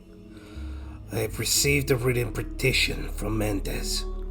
He wants me to forgive this servant who foolishly ran away. He does not understand. It is not a matter of forgiveness or unforgiveness. Only my noble pursuit matters, for which countless sacrifices are required, an honor for all who dwell in the land of our master. Besides, it would be impossible to remove it from his body now. She implants her prey with a part of herself, manipulating their consciousness and trapping them in a waking nightmare. They are bent to her will, no matter how far they try to flee.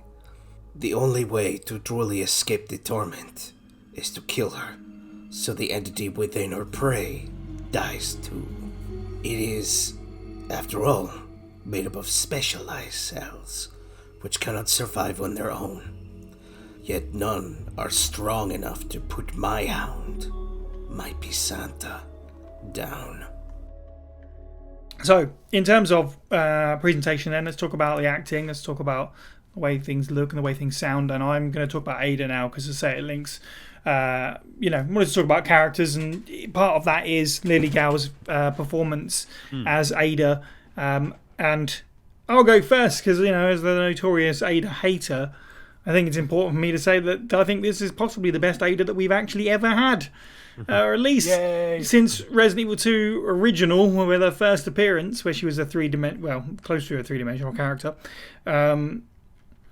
We actually got to see some emotions for once, and I think part of that absolutely comes from her delivery being more muted at times, so that when it does break through, the writing's such a tease for it. At first, Ada's like, it's not my problem. Do what we arranged, when she's talking to Luis and stuff like that about Leon and Ashley sort of being a front for things. But she later sort of shoos him away from Black Robe, saying, you've got promise to keep by giving them what they need in order to survive. It's one of the few sort of flashes of humanity that we've ever really seen from her, where she's like, yes, you've made a promise to other people, one of which happens to be someone that I know. Maybe I'm invested in this, which was really nice. And it feels like the most we've seen her directly care about Leon's safety, and Leon wasn't even there to see it. Which I really like as part of her character. Like, she won't show that weakness to anyone. And Steve, that's what you're saying a bit. She's kind of playful when no one else is around as well. Like, she lets more of herself out when no one else is watching. another great example of that is the way that she just says the word Leon when she sees him arriving at the speedboat before they go to the island. Just like this realization. Just stuff, they're just little teasers of stuff. It's really subtle stuff that I really enjoyed. They did a really good job with the writing and the performance, building on what they had for Remake 4, whether you loved or hated it. I wasn't sure how to feel about it, to be honest, but overall this really rounded it out for me. I was thoroughly impressed. I don't know if they'll be able to keep this up. I don't even necessarily know if I am that invested, like, I desperately want an Ada game, that kind of thing. But I'm glad that we got this at least. And I think, we compliment the RE Engine remakes all the time, and the RE Engine game is about one of the strongest suits has been the writing and the characterization and the portrayals and stuff like that. And they've even done it with Ada now. Like they've pulled the impossible off. So good job to Lily Gao, good job to everyone involved with that. I was thoroughly impressed. Whilst we're there as well, Kelsey, you're right with Wesker. Oh my god, so good. Pure gold. Great job to Craig Bernatowski for playing Wesker. It's so much to hear more of that new Wesker, because we only really got like a taster of it at the end of the base game, and hearing a more rounded out Wesker that we haven't seen since arguably Remake. This was like a follow-up to Remake Wesker, because Code Veronica, he is already kind of a supervillain. As much as I love Richard Ware's Wesker, he's already kind of hammy there. And then obviously we get RE5 Wesker, where he's just nuts. So this, it felt grounded. It felt like a follow-up to Remake. It obviously helps that he's wearing blue, which I'm always a fan of that. Give him just a little bit more colour than just the all-black, Matrix costume and stuff like that. Really happy. Same position as you. Can't believe I want to see more of Wesker, but here we are.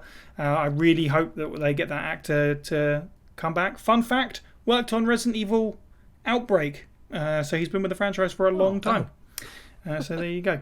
There is obviously way more to say, but I feel like I've just expelled a bunch of words. I'm going to let other people say some stuff. In fact, Steve. Sorry, just quickly, I learned something about the voice acting and how they did casting for this game, and a lot of games actually. Do you know that before they even come into the studio, these actors don't know what role they have? Yeah, because it's such a big, such a big deal. They can't talk about it. It's like, it's a horror game, and you play this kind of character. That's about what they get. Yeah. They don't even know. They're just surprised. It's like a little voice actor Christmas when they arrive. By the way, you're playing turns out Wesker. I'm Albert Wesker. Holy fuck. Steve, I'm going to start with you. How good was the music in Separate Ways? Oh my god! This is Chef's Kiss. Where's the vinyl? There's remixes all over the place, but even the non-remix atmosphere stuff's got like a nice Metal Gear groovy vibe to it. But we've got riffs from RE5, we've got riffs from RE1, we've obviously got stuff from RE2. They literally went, here, have nostalgia bait. It works on me every time. I was totally fine with it. Yeah. They even did it with there's now remixes of RE4 game music. Like the shop's a different theme, but it's the same theme but nicer. Go for it, Capcom. By all means, tickle my ears. On the voice acting front, as someone who was a bit lukewarm on Lily Gao in base game RE4, completely changed. I feel like, especially her new scenes for Separate Ways and seeing both sides of Ada now, I don't know if she's going to top Sally Cahill for me, but she's definitely earned the role, and any of the abuse she gets is you're all bellends, stop it. Oh my god, she's perfectly fine. She's doing a great job. Especially the quote unquote off camera Ada, fantastic stuff. I love me some bants from sarcastic Ada. That's fine. Luis still stand out for me. The little flamenco dance at the start was adorable. Why are you doing that in the jail cell in the first place? Who knows? But you go for it, King. Yeah. Wesker, I feel like this is a strangely more grounded Wesker than I feel like we even had in the remake. There's a few moments and a few scenes. Obviously, Wesker saving people is a strange one. I know to him, Ada is an asset, but he goes out his way to save her from being mauled by peasants while she's unconscious. When she gets the amber, he says, "Okay, don't worry, we'll send someone to pick you up." Not in like a demeaning way, just like, I want to see what Star's Wesker was like when he was trying to work as a team. I feel like there's some kind of weirdness to him that's like not compassionate but professional. I think that's what it is to me. Is like he knows that Ada is the one with the connection to Luis, not him. He can't just swan in. Obviously, there's still the scary psychopath. I'm going to kill billions. Stuff. Like if we could actually sever Wesker from the maniacal madman stuff and just keep him as a professional, like evil schemer, that would be great. Especially with this Wesker. I know we can't rewrite the timeline of the canon, so at some point he's going to go crazy and wear checkered leather. But I hope we can avoid it for as long as possible with this version. Right. I think you can. I have full faith in them at this point, even before they actually wrote a good Ada Wong, that they could do something with RE5's Wesker that does all the necessary moments of him being in a volcano and getting blasted with rockets, but still somehow ground it as maniacal schemer, as you said, rather than crazy supervillain. I think that it's possible, and I think and hope that that's the direction it's heading if we do wind up with a 5 remake. I'm also just going to say the same things you said about the music, like so many returning themes just handled with gusto and passion, which I really appreciate. I'm such a sucker for that stuff. Immediately, Ada's theme in the chapter end, I was like, oh, this is cool. And then it just goes from there. Wesker getting a throwback to RE1. You get a remix of One More Kiss from Resident Evil 2 during an Ada and Leon's final scenes, which just sent me. There's a infiltration from the original RE4 is finally back in the soundtrack as well. I was like, that's cool. So there's not just remixes of RE4 themes that we already have, but stuff that was absent from the base game comes in. Yeah, just superb. I'm super excited for now. That's what I call Survival Resident Evil 4 Remake now, because the soundtrack is fantastic. Kelsey, how did you feel about the presentation of the game, the music, the sound, the voice acting, the way it looks? So you might remember when we did the Mercs podcast, we said like how incredible it was that they just decided to smash those two hunk themes together. Yeah. And it was like, I think, again, this is just another reminder that the people in the rooms at the moment making this game, they get it. They were around. They've spent some extra time to do these little throwbacks and stuff like that. And yeah, the soundtrack was just superb. So many standouts. You've all covered it. Voice acting, this is the most Jeremy Irons Wesker we've had so far, and in such a good way, like so good. He is.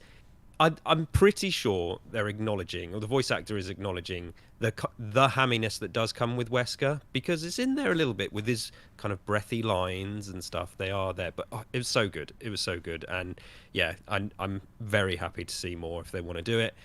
Lily Gao, I got to be honest, I never understood the criticism towards her. Like, I can understand people preferring the original, but I just kind of took it as, oh, this is a more new, modern, understated, subtle Ada. Mm-hmm. And that was kind of about as far as my opinion went. And then with this, like Steve mentioned, the off-camera Ada, I loved her little... raccoon. I guess this must be fate. When she sees the little raccoon statue. I don't know if it's very easy to run past. You may not have seen it. The little lines that she does, and yeah, her performance. I think I'm with you, Sai. I love the charm of the originals, and this is just better. It's just done better for me. I think it's really, really good. This is definitely the best Ada, and that the writing does help. It absolutely does help. And then just overall, I mentioned it on the main game podcast, cinematography of the cutscenes is stellar, really, really good.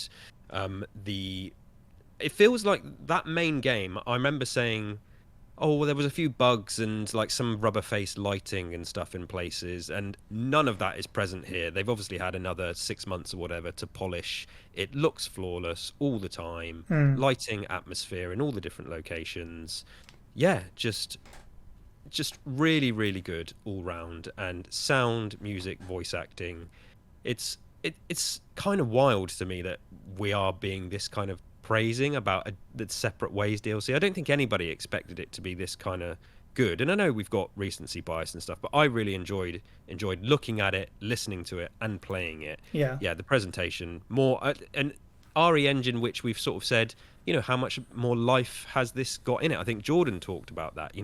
How much more life can they get out of it? And it's like this DLC looked and sounded amazing. Characters and cinematography, cutscenes, just all good, all good. Huge thumbs up all round for how it looked and sounded. Indeed, great points about the cinematography as well, especially and I know you guys talked about it at length, but the reveal of El Gigante coming around the side of the house was just fantastic. In particular, James, how did you feel about the rest of the presentation of the game? So there's we can't stop fawning over Lily Gal's performance because I think it's the last time we did a podcast about DLC was Shadows of Rose, and we were not very nice about that game. So I think it's quite a contrast and to show our integrity, and I mean there were some things we liked about Shadow of Rose, but most of all it was kind of a negative experience for a lot of us. But this one has just I think it's been a groundbreaking positive for all of us. This game, I think that's I just wanted to point that out just in case any folks coming in saying you always love things. No, we don't. Yeah, it's a good point. It's a good point. But yeah, so there's one thing Lily, as Ada says, you said earlier on, Si, that there are just small things that Ada says in the game that just pull you into her character, and would you just want to know more, or they give you some kind of idea about her, and it's near to the end of the game after she stops half the bombs going off after taking on Martinico. But wait, just before taking on Martinico, and she talks to Wesker on the phone, and he talks about the bombs, and she says, including the president's daughter, won't that make things difficult for you? Yeah. Right? And the way she delivered that line, that was because she's a government agent, James. that was her masterfully trying to get confirmation to try to convince herself that what she's doing right now is right. Yeah. Right. And that was another really small thing. Right. That they've done a lot of that stuff. There's another one right at the beginning where when Luis's ingredients for the suppressant just before flying in, she says, Luis, let it go. It's that is also really telling, because it's she is willing. She at this point is infected, right? And now she's going, okay, no, we need to. That's not a plan. Yeah, you need to survive in order for this to work. It's awesome, that scene. I completely. I've played it 4 times and just forgot about it this whole podcast. But yeah, it's because there's so many good scenes. Yeah, there's just so many. And then she does very typical Ada stuff, like you guys said, being on screen with NPCs. Or with characters on screen, and she says to Luis, if you're trying to kill yourself, can you do it after you deliver the amber? I'm like, oh, there's Ada. There's business Ada. There's girl boss Ada. But yeah, some of these lines are just and all the way through the game as well. When you do certain movements or certain kills, she'll go clean. That was a clean kill, and she's giving herself pep talks. As you're going through, which you don't hear. She's incredibly confident. You'll make a shot, you'll do a headshot, and you'll hear her just do a she'll just laugh or giggle to herself. I like the here we go as well, when the Plagas come out of the head, she's yeah, or I was afraid that was going to happen, or something like that. Yeah. Or when you walk into the Armadura room and she says, I know how this is going to end. Yeah. Yeah, there's a lot of really well delivered lines by Lily Gal's Ada, and this was one of my first notes ever. I mean, it was the first scene in the game, and I said it last year, I think, when the trailer came out, with the fantastic flamenco music that came on, that I still need a full release of. I need a 4 or 5 minute long track of that music, but seeing Luis dancing and just being carefree even though he was in danger. Yeah. It was it was so lovely to see him like that, and he was happy at that point. And it was and you hear from him later on, you like Ada arguably has more of a relationship with Luis than Leon does. Yeah. Because he's Yeah. more honest with her directly about the fact that Yeah. he's trying to do good to make up for something bad. I guess because he knows that she's got a mysterious past, so he's more willing to open up about his own, I guess. Right. That's what I Yeah, got. and he Yeah, this Yeah, well, DLC makes Leon look like a a complete chump. mug in so many ways. does. By the way, I didn't notice. I can't remember what the lines were right now. I didn't put them down in my notes, silly. But Leon does have some new lines in this. Okay. He does have a few new lines, and I think it's just before it's as you meet up with Luis and you start getting the ingredients. Like it's that call that Luis makes to Leon. There's some new lines there. So there are some new lines he does, but yeah, he is just a side character, which is so funny. Side character in his own story. Yeah. They should call it Separate Ways. Wait. Oh. But yeah, Luis is fantastic, and it was so sad to hear while you're running for your life through the hive, through the minecart section that he's just went through with Leon. And you're running, and I'm trying to run as fast as I can, even though I know what's going to happen. I know Luis is going to die. But he's on that phone, and he's saying, just do your best for Leon. I'm a good Samaritan. Can you do this one thing, this one favor for me? Since I just saved your life. It was very heartbreaking. But yeah, that's all I have to say about that. However, the merchant, I want to talk about next. Okay. Because we never talk about this guy. He has some new lines too. Yeah. And I don't want to go through all the lines. He has one line that he says right at the end. And he says, "I can hardly contain myself. You're really going to do it, stranger." Yeah. Right? It's funny because he says it as you leave, and you might miss it because he says it as you leave. Right? And the way he delivers that line is the first time I've seen him. Every other time it's been because it's been a transaction. You've been getting money from him, right? Or he's been giving money to you, or you've been getting things from him, right? But this time it was, I'm really excited. I don't know where he's going to go after this, but I hope the merchant is okay. Just break out the streamers and go, yeah, kill Sadler! Yeah! I also made a tweet about the fact that we're finding constantly throughout the game, we're finding the same treasures that Leon is finding, or Ed is finding the same treasures that Leon finds, right? And then they're mysteriously put on the map again, right? Who are we selling these things to? The merchant. So the merchant is putting these things down, right? He is his own business. He's a monopoly on this island. He does reference it. He sort of says, "How did I get all these things?" You don't want to know, and it's like, yeah, well, it's because you're just going to out yourself if you do. He's killed all the other merchants on this island. That's the thing, right? But I'm completely behind him. But yeah, in terms of the presentation, I haven't put them on Twitter or anything, but I have a friend group that, as I was playing, I was constantly sending them the cinematic kind of scenes. Yeah. Like the bit where she, just before going to the waterway, where she goes down that rope and the camera does a 360 around her as she's going down. Yep. That chef's kiss. The bit where the last QTE you need to make against Martinico. Yeah. Where she has to the glow. I don't know why this sticks in my mind, but the glow from the blueness of the lasers, the glow. She looks like a superhero. She does. Can I also just point out as well, when I played through with the alternate dress on, it flaps in the slow motion as well, and I was just like, that's so awesome that they took the time to do that for the super slow motion shot. Yeah, I love that. When you've got the actually just remember, when you've got the elegant Countess set on, that also trails behind her as well. There's just so many great cinematic moments. And they make you feel like the original game with Leon. It has a lot of moments where you also feel like you're a hero, like you're this, you just feel great, right? You feel like a true badass. But then they kind of stepped it up by about 10 steps, with Ada, when you have to do your, even though it's finicky, but that's gameplay to actually get it to work.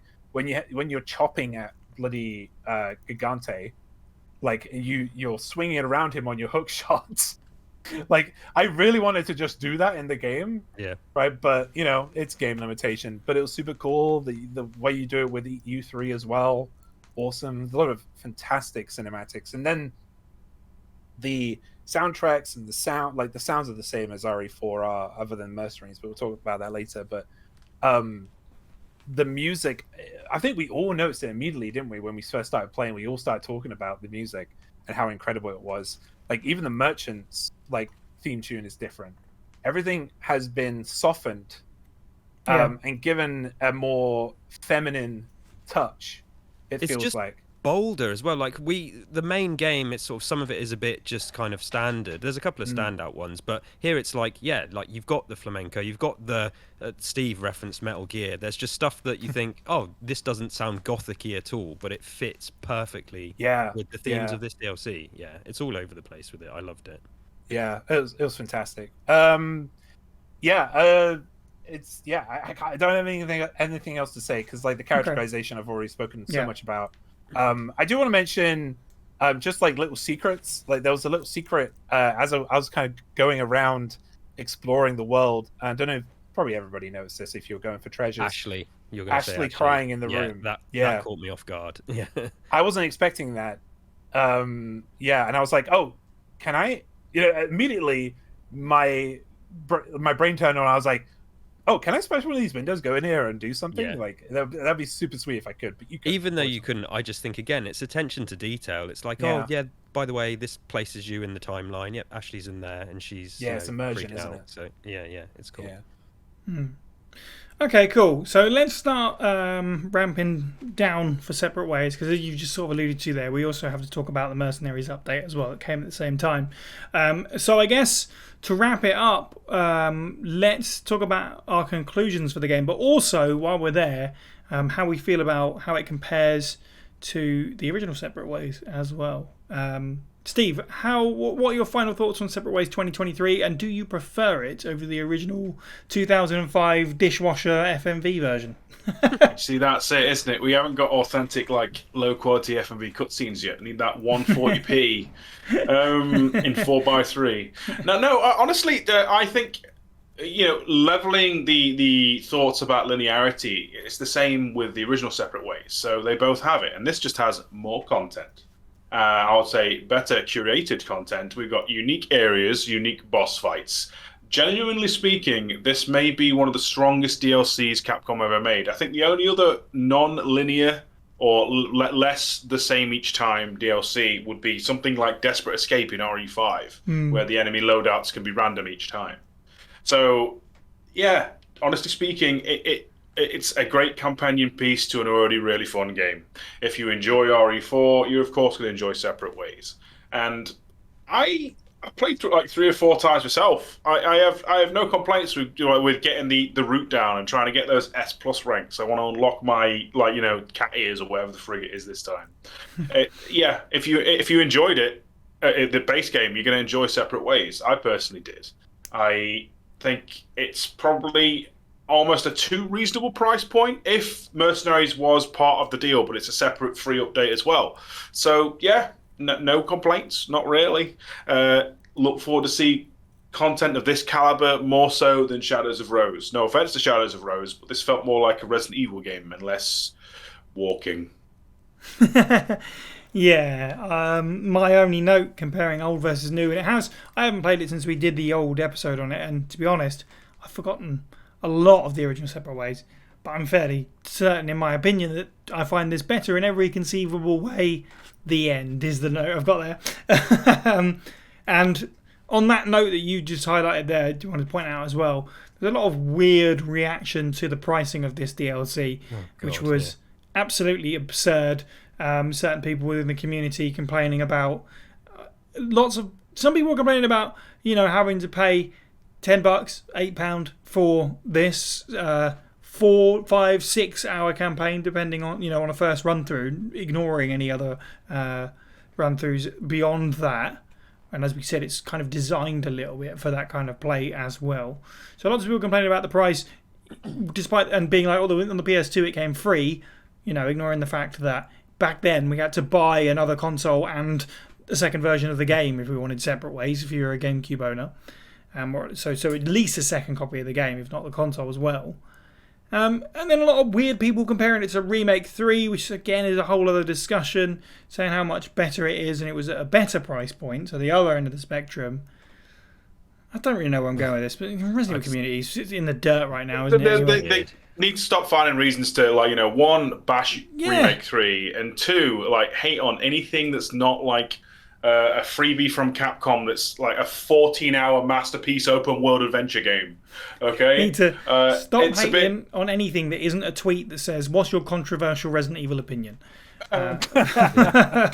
It's simple. RE-verse was a bit whack. Yeah, that's my controversial opinion. Well, yeah, precisely that. And James, you said it a few times. Shadows of Rose was met with a swath of different opinions across the Resident Evil community, and there has been Exoprimal recently and RE-verse as well with Shadows of Rose at the same time. We've had and Death Island again, mixed opinions from some people. So I guess maybe I'm just a little bit sour that people aren't talking about how good this is and instead choosing to focus on complaining about stuff and arguing about stupid, pointless crap. But short version is, yes, of course it's well worth the money. It's an absurd price point for a 6-hour campaign. That's game time, not including any extra time for cutscenes and times where I died and had to redo stuff, which is part of playing a video game. Very replayable because of all the challenges as well that I missed and stuff like that, and the option to new game plus.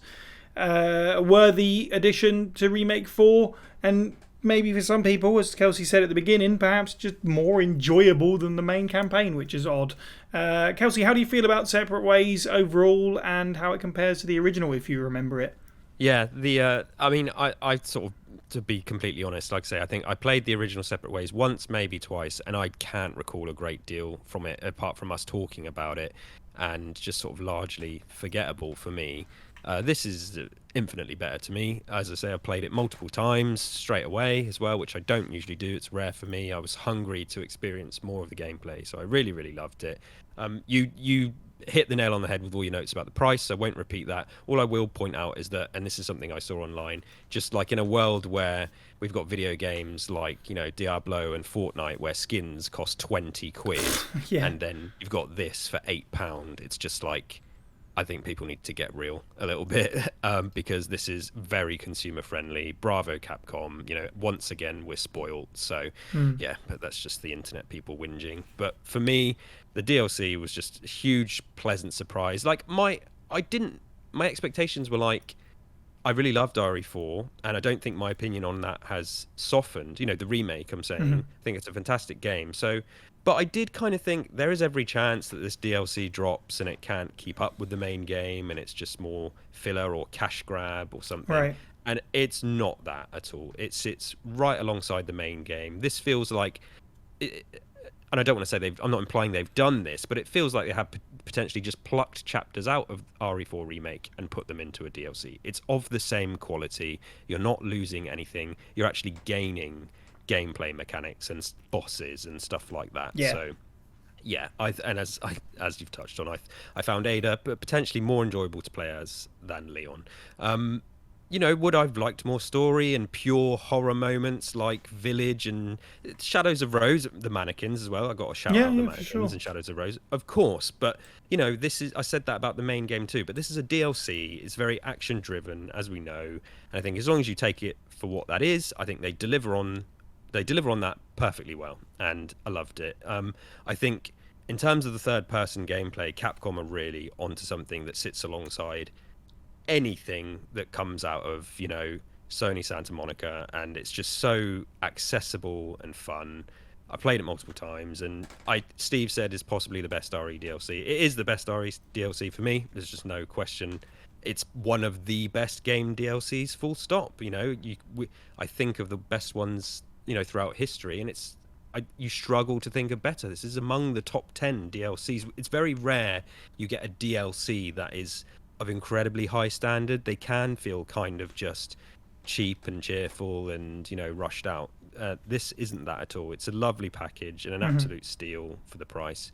And yeah, just lastly, just to reiterate, I think for a character that many of us has often felt is kind of a bit aimless and confusing and contradictory, we now have two two recent appearances, or three if you put it all together: the remake, RE4, and the DLC. And this is really an opportunity, I think, for Capcom to, I say, yeah, consider new adventures with Ada. You know, I feel like she has arrived in a big way, and I'd love to play another 20 hours with her, upgrading the skills and weapons, and finally get some real story.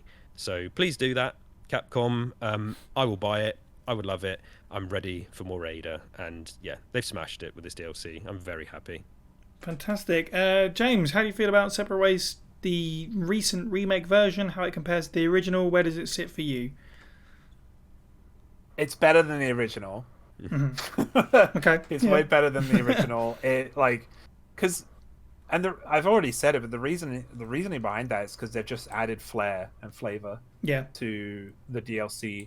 The original, it's good, you know. It's a 7 out of 10, you know, but you know, when you compare it to the new Separate Ways, like it's like, you know, the new one is like a 9.5. Like it's so good. They just add so much flavor and depth to it. But before I go into that, because whenever Resident Evil 3 comes into the conversation, I won't shut up, okay? And I just want to speak to everybody, right? Not in here, but everybody on the internet right now. Resident Evil 3, the remake or the reimagining, takes 40 minutes to speedrun. Resident Evil 2, the remake, takes 50 minutes to speedrun. Yep. Get a life. Yep. Anyway, moving on. But it's got 4 campaigns, which are all essentially the same thing. You go to all the same places except one, and you fight all the same bosses. Okay. Anyway. Saying that like it's a bad thing, though, I just want to say 2 hours is still a pretty good game. Oh, no, we don't think we're complaining about the length. I think it's more just people who are like, this one's better than the other one because it's longer, and it's not. And it's not, yeah. Not longer. It took me 9 hours to complete RE3. Ask me any random day of the week, and I'll tell you which one I think is my favourite, and I guarantee it may or may not be the same. Which actually, it's base RE2 on the original PS1. But you know, out of the remakes, it could be any of them. But yeah, so Separate Ways, as Kel's put it fantastically, like, we need to see more of this. And I know this is kind of something we say a lot to Capcom as a podcast, is that we need to see more of this. And they keep delivering. Like, whether it be characters or whether it be games, they keep delivering more. We don't want the kind of rush job that Shadows of Rose was, that I've come to realize now. It has felt like that. And I also want to defend myself a little bit, because as soon as I saw that price point and it coming out 6 months after is it 6 months? 6 months? Yes. 4 or 5? Yeah. 8 months, yeah. Yeah, after the main game, I was very concerned.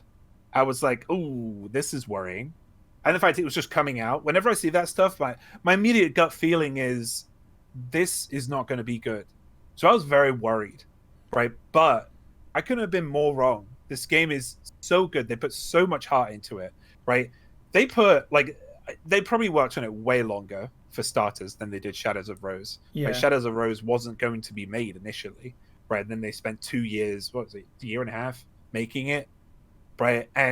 But it felt like that. It felt like it was something added on. This feels like something that was part of the world. Yes. Like, it feels like it was there already, right? And they've done so well. I'm sure there were so many iterations of this game as well, like, through, because there always is in development, right? But they've done so well chipping and like taking things off and adding things in, that it's just become a very immersive experience playing through it all. I really enjoy Separate Ways, and I've put, so we us UK folks, we spent £8 on this game, and I have put just shy of 20 hours into this DLC so far. Steal, right? Absolute steal. So that is, you know, if we're going by James's, you know, metric of £1 an hour, that is really good. Just in case you're not good with math. That's boy It's math really right there. Nice. But yeah, it's a fantastic game. You should get it if you like Resident Evil. If you like the original, you should get this game. You should get this DLC, because I think it will add something more as well. Because I don't think I've seen. I mean, maybe I have a lot of Resident Evil stuff muted on my social medias for reasons like the one I said earlier on, like people complaining a lot. But like I haven't seen anybody really like be unfairly critical about this game so far. Yeah. Everybody's been very positive about Lily Gal's performance. Everybody's been very positive about all the other actors as well. The other actors as well have been very, other than Lillian, to be honest, completely valid because she got so much crap. But everybody else has been so involved and very active with like the voice actors with this game and it being released, and they're so passionate about it as well.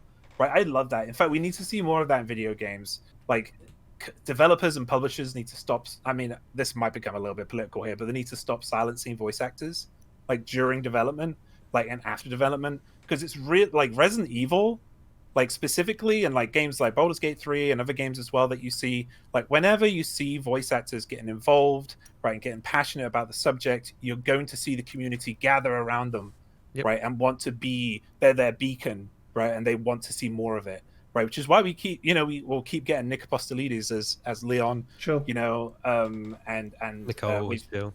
Exactly. Mm-hmm. We want to keep seeing that because we want to keep seeing consistency. But yeah, separate ways. Goodbye.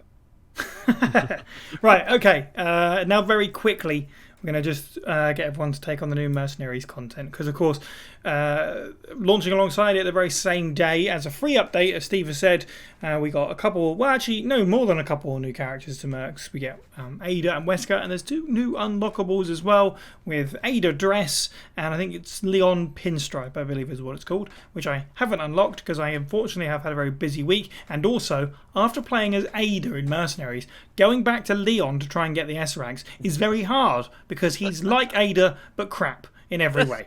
Flat on the box, like Ada but crap. Her handgun shoots more than once an hour, so that's good. And as much as maybe we did talk down to the bow, generally speaking, I find it easier to use, well, in a wider variety of situations over the rifle that Leon has. So he's getting the S's with Leon to unlock Pinstripe's quite difficult. But I did take a look, and the loadout's kind of hilarious, to be honest.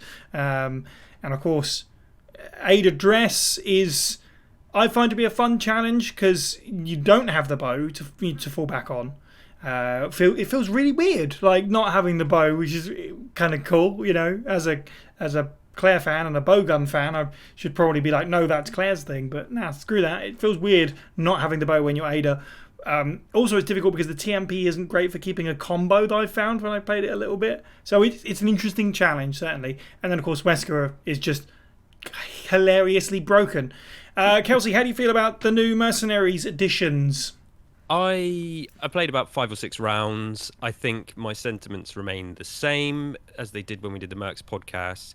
Really great fun. And yes, like tweaking is required across characters and stuff. But I mean, it's kind of part of the fun. I mean, it's so ridiculous. You're not really competing with anybody too much. There is online leaderboards, but it's just, yeah.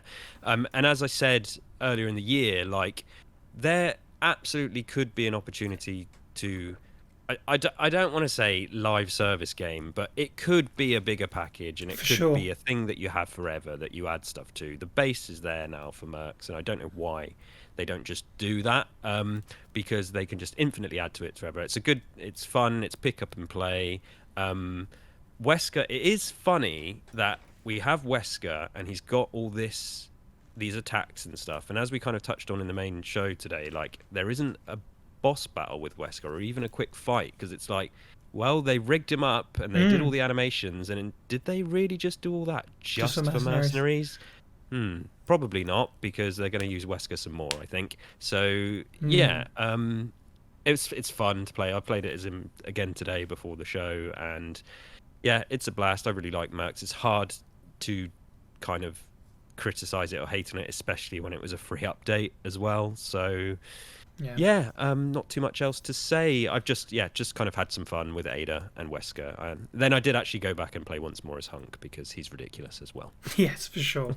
I think, you talk about updating and stuff. I don't know if I anticipate any more updates. I think it's possibly done. I think the broken Wesker should stay broken. I think that's kind of the fun of it, right? Like, as you say, you're not competing with anyone except the scores of other Wesker players, so it's kind of an even playing field there, taking out cheaters and stuff like that, as happens with these leaderboards. But with Wesker, it's funny because I feel a lot of the time I play it, I feel like I'm terrible with him, and then I die and I still get an S rank. So okay, it's that kind of absurd.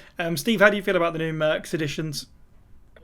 It's pretty much rounded out the entire RE4 package to be feature complete with its original self, excluding Assignment Ada. But let's be fair, Assignment Ada was a bit cack anyway. It was like proto separate ways on the GameCube. Yeah. So it's fine. We obviously a free update of 2 wholly new characters and then 2 extra moveset characters and an extra costume to unlock in the main game. Free content there. Yeah, it's pretty damn good. And just to everyone's already said all the cool stuff. Like Wesker is OP. He's got like punch combos. Ada's got her grapple gun from the main game. She can do all of her cool stuff. We need a standalone game, Capcom. Come on. I know Kels has just said it. Like, we've got enough characters now. Make them more unique. You can make it like bloody Genshin Impact, but with Resident Evil characters and unique moves. I say that pretending I know what Genshin Impact is. I just know you can let characters in it. It's time. It is time. We need it now. We needed it like 4 games ago, really. I want Ethan Winters with no face ability, where he just becomes invisible. Or blocking everything. That works too. I want Chris with the punch of kill everything. Come on. It does feel like it's possible now, doesn't it? Kelsey, you just said they've made Wesker and only put him in this Mercenaries. Yeah, potentially this is feeding into an RE5 remake, or potentially it's feeding into a wider Mercenaries game. Then they will have to balance him, possibly because a wider Mercenaries game would have to have some kind of co-op or competitive compete for score, stuff like that. So some more balancing would be necessary, but that would be fine. And maybe that comes with a Remake 5 deal, thing, if that's such a thing, or it's its own game in the meantime. Who knows? But it's certainly, now that we've had Mercenaries back, and Steve, you just said this is like the fully rounded out package of version of it, it feels like it's certainly possible. James, how did you feel about the new Mercs editions? I wasn't, unlike Village, like where I was really drawn into the Mercs because it had a roguelike element to it, and I really loved that, even though like the content was really lackluster in Village. I didn't feel a drag to go back to Mercenaries. However, a couple of days ago, I did push out I unlocked every character, and I got like the alternative loadouts and stuff. I did have fun. I didn't have fun with Ada's alternative. Because for some reason the Tump doesn't come with a stock. Like, come on, like, that's true. Yeah, why does it come with a stock? But like the Tump is only good with the stock. Like, it's the only time it's good. Short control bursts, James. Short control bursts. Well, that's what the stock is for. Like, it's meant to be for, because you meant to zero in, right? But yeah, anyway, I couldn't. But yeah, it was fun. All the characters, like you say, like Leon is just bargain bucket Ada, like in those. Like in that game. I really don't know Luis. Like, I just can't get on with him. Like, I really wanted to because I love Luis, but his demolition thing is just so weird to work around. In comparison to everything else. But yeah, everybody else is. I did enjoy it. I did enjoy my time with it, and it does feel like this does feel like an add-on. Like, it's something that was kind of afterthought a little bit. Even though it does feel like the original, I feel like they could have done more with it. I really would have liked that roguelike aspect with Village, where you got the powers weren't just get more time and fill your boost meter up. I would have been nice to get like powers like, double shot or more melee attack or stuff like that. Like, it would have been dope to have that kind of stuff. It would have made it more interesting for me. But yeah, one thing I do want to mention though with Wesker is I was expecting his absolutely broken pistol to be available in the main game after I'd got an S with him or whatever. Right? It would have been dope, because that pistol sounds like you are smacking the butt end of a saucepan with a hammer every time you shoot it. Like, it proper goes pang, pang, and it just like, it doesn't look like the kind of pistol that does that, but I love the sound. Like, it sounds amazing. But yeah, I don't have much more to add other than because everybody else has said a lot about it. It would be nice to have a well thought out, deep in terms of mechanical sense, because you can't really make a Mercenaries game super deep in terms of lore and story wise. But just a mechanically deep Mercenaries game would be fantastic, and that would be great to have in the future. Yeah, I think as we've all sort of said, this is a very good base to jump off from. They brought it essentially up to where the original game is, plus Luis. They probably could have done more with it, but I think what we've got is really good. And hopefully it leads into something in the future. Who knows?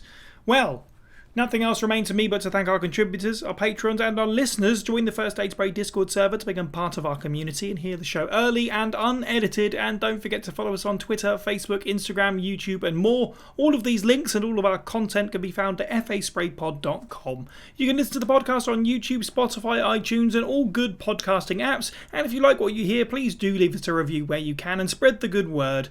Don't forget you can support the show by picking up some merch or at patreon.com/faspraypod for as little as $1 a month.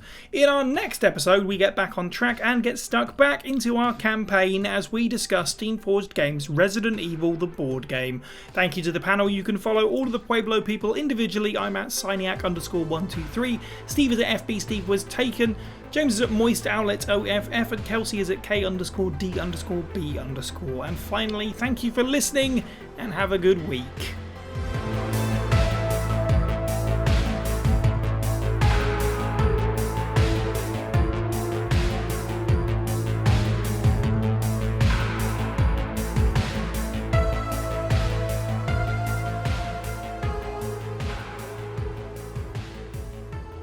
Start recording the backup as well.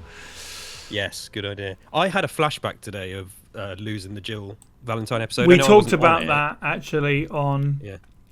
The weekend. Steve and I did a guest appearance for another podcast, Yeah. which I don't think we'll say what it is because they haven't announced it yet. But we talked about that with losing that episode because we had like 3 backups running when we recorded that, just to be sure.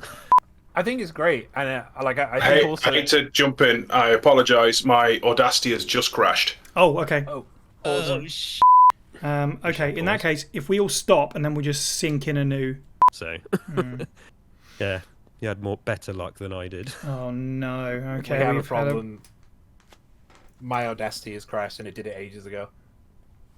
Sensing a pattern here. But we do have a backup, right? We Size do have a recording backup. It's fine. I think we're probably just gonna have to use the backup, which is fine because I tested levels on it, so it should be okay. Okay, cool. Well, you Sorry. could do. I mean, unless you want to do, 40 minutes of backup. And that's good. It was 11 minutes. It was 11 minutes and 4 in, so I don't know. 11 Did we minutes and stop 4. and count it in? 11 minutes and 4 seconds in, it crashed. So about an hour ago. Yeah. Wow, that's not long after I. Because I've had like Resi. Hazoo! Whee. Goodness, I'm really glad that we decided to do a backup. Do you want me to stop this recording, or are you going to just use the one you've got now? Or... You can stop it, but I think I'm just going to use the backup, to be honest. Yeah, just let me know if Okay. you need mine. Yeah.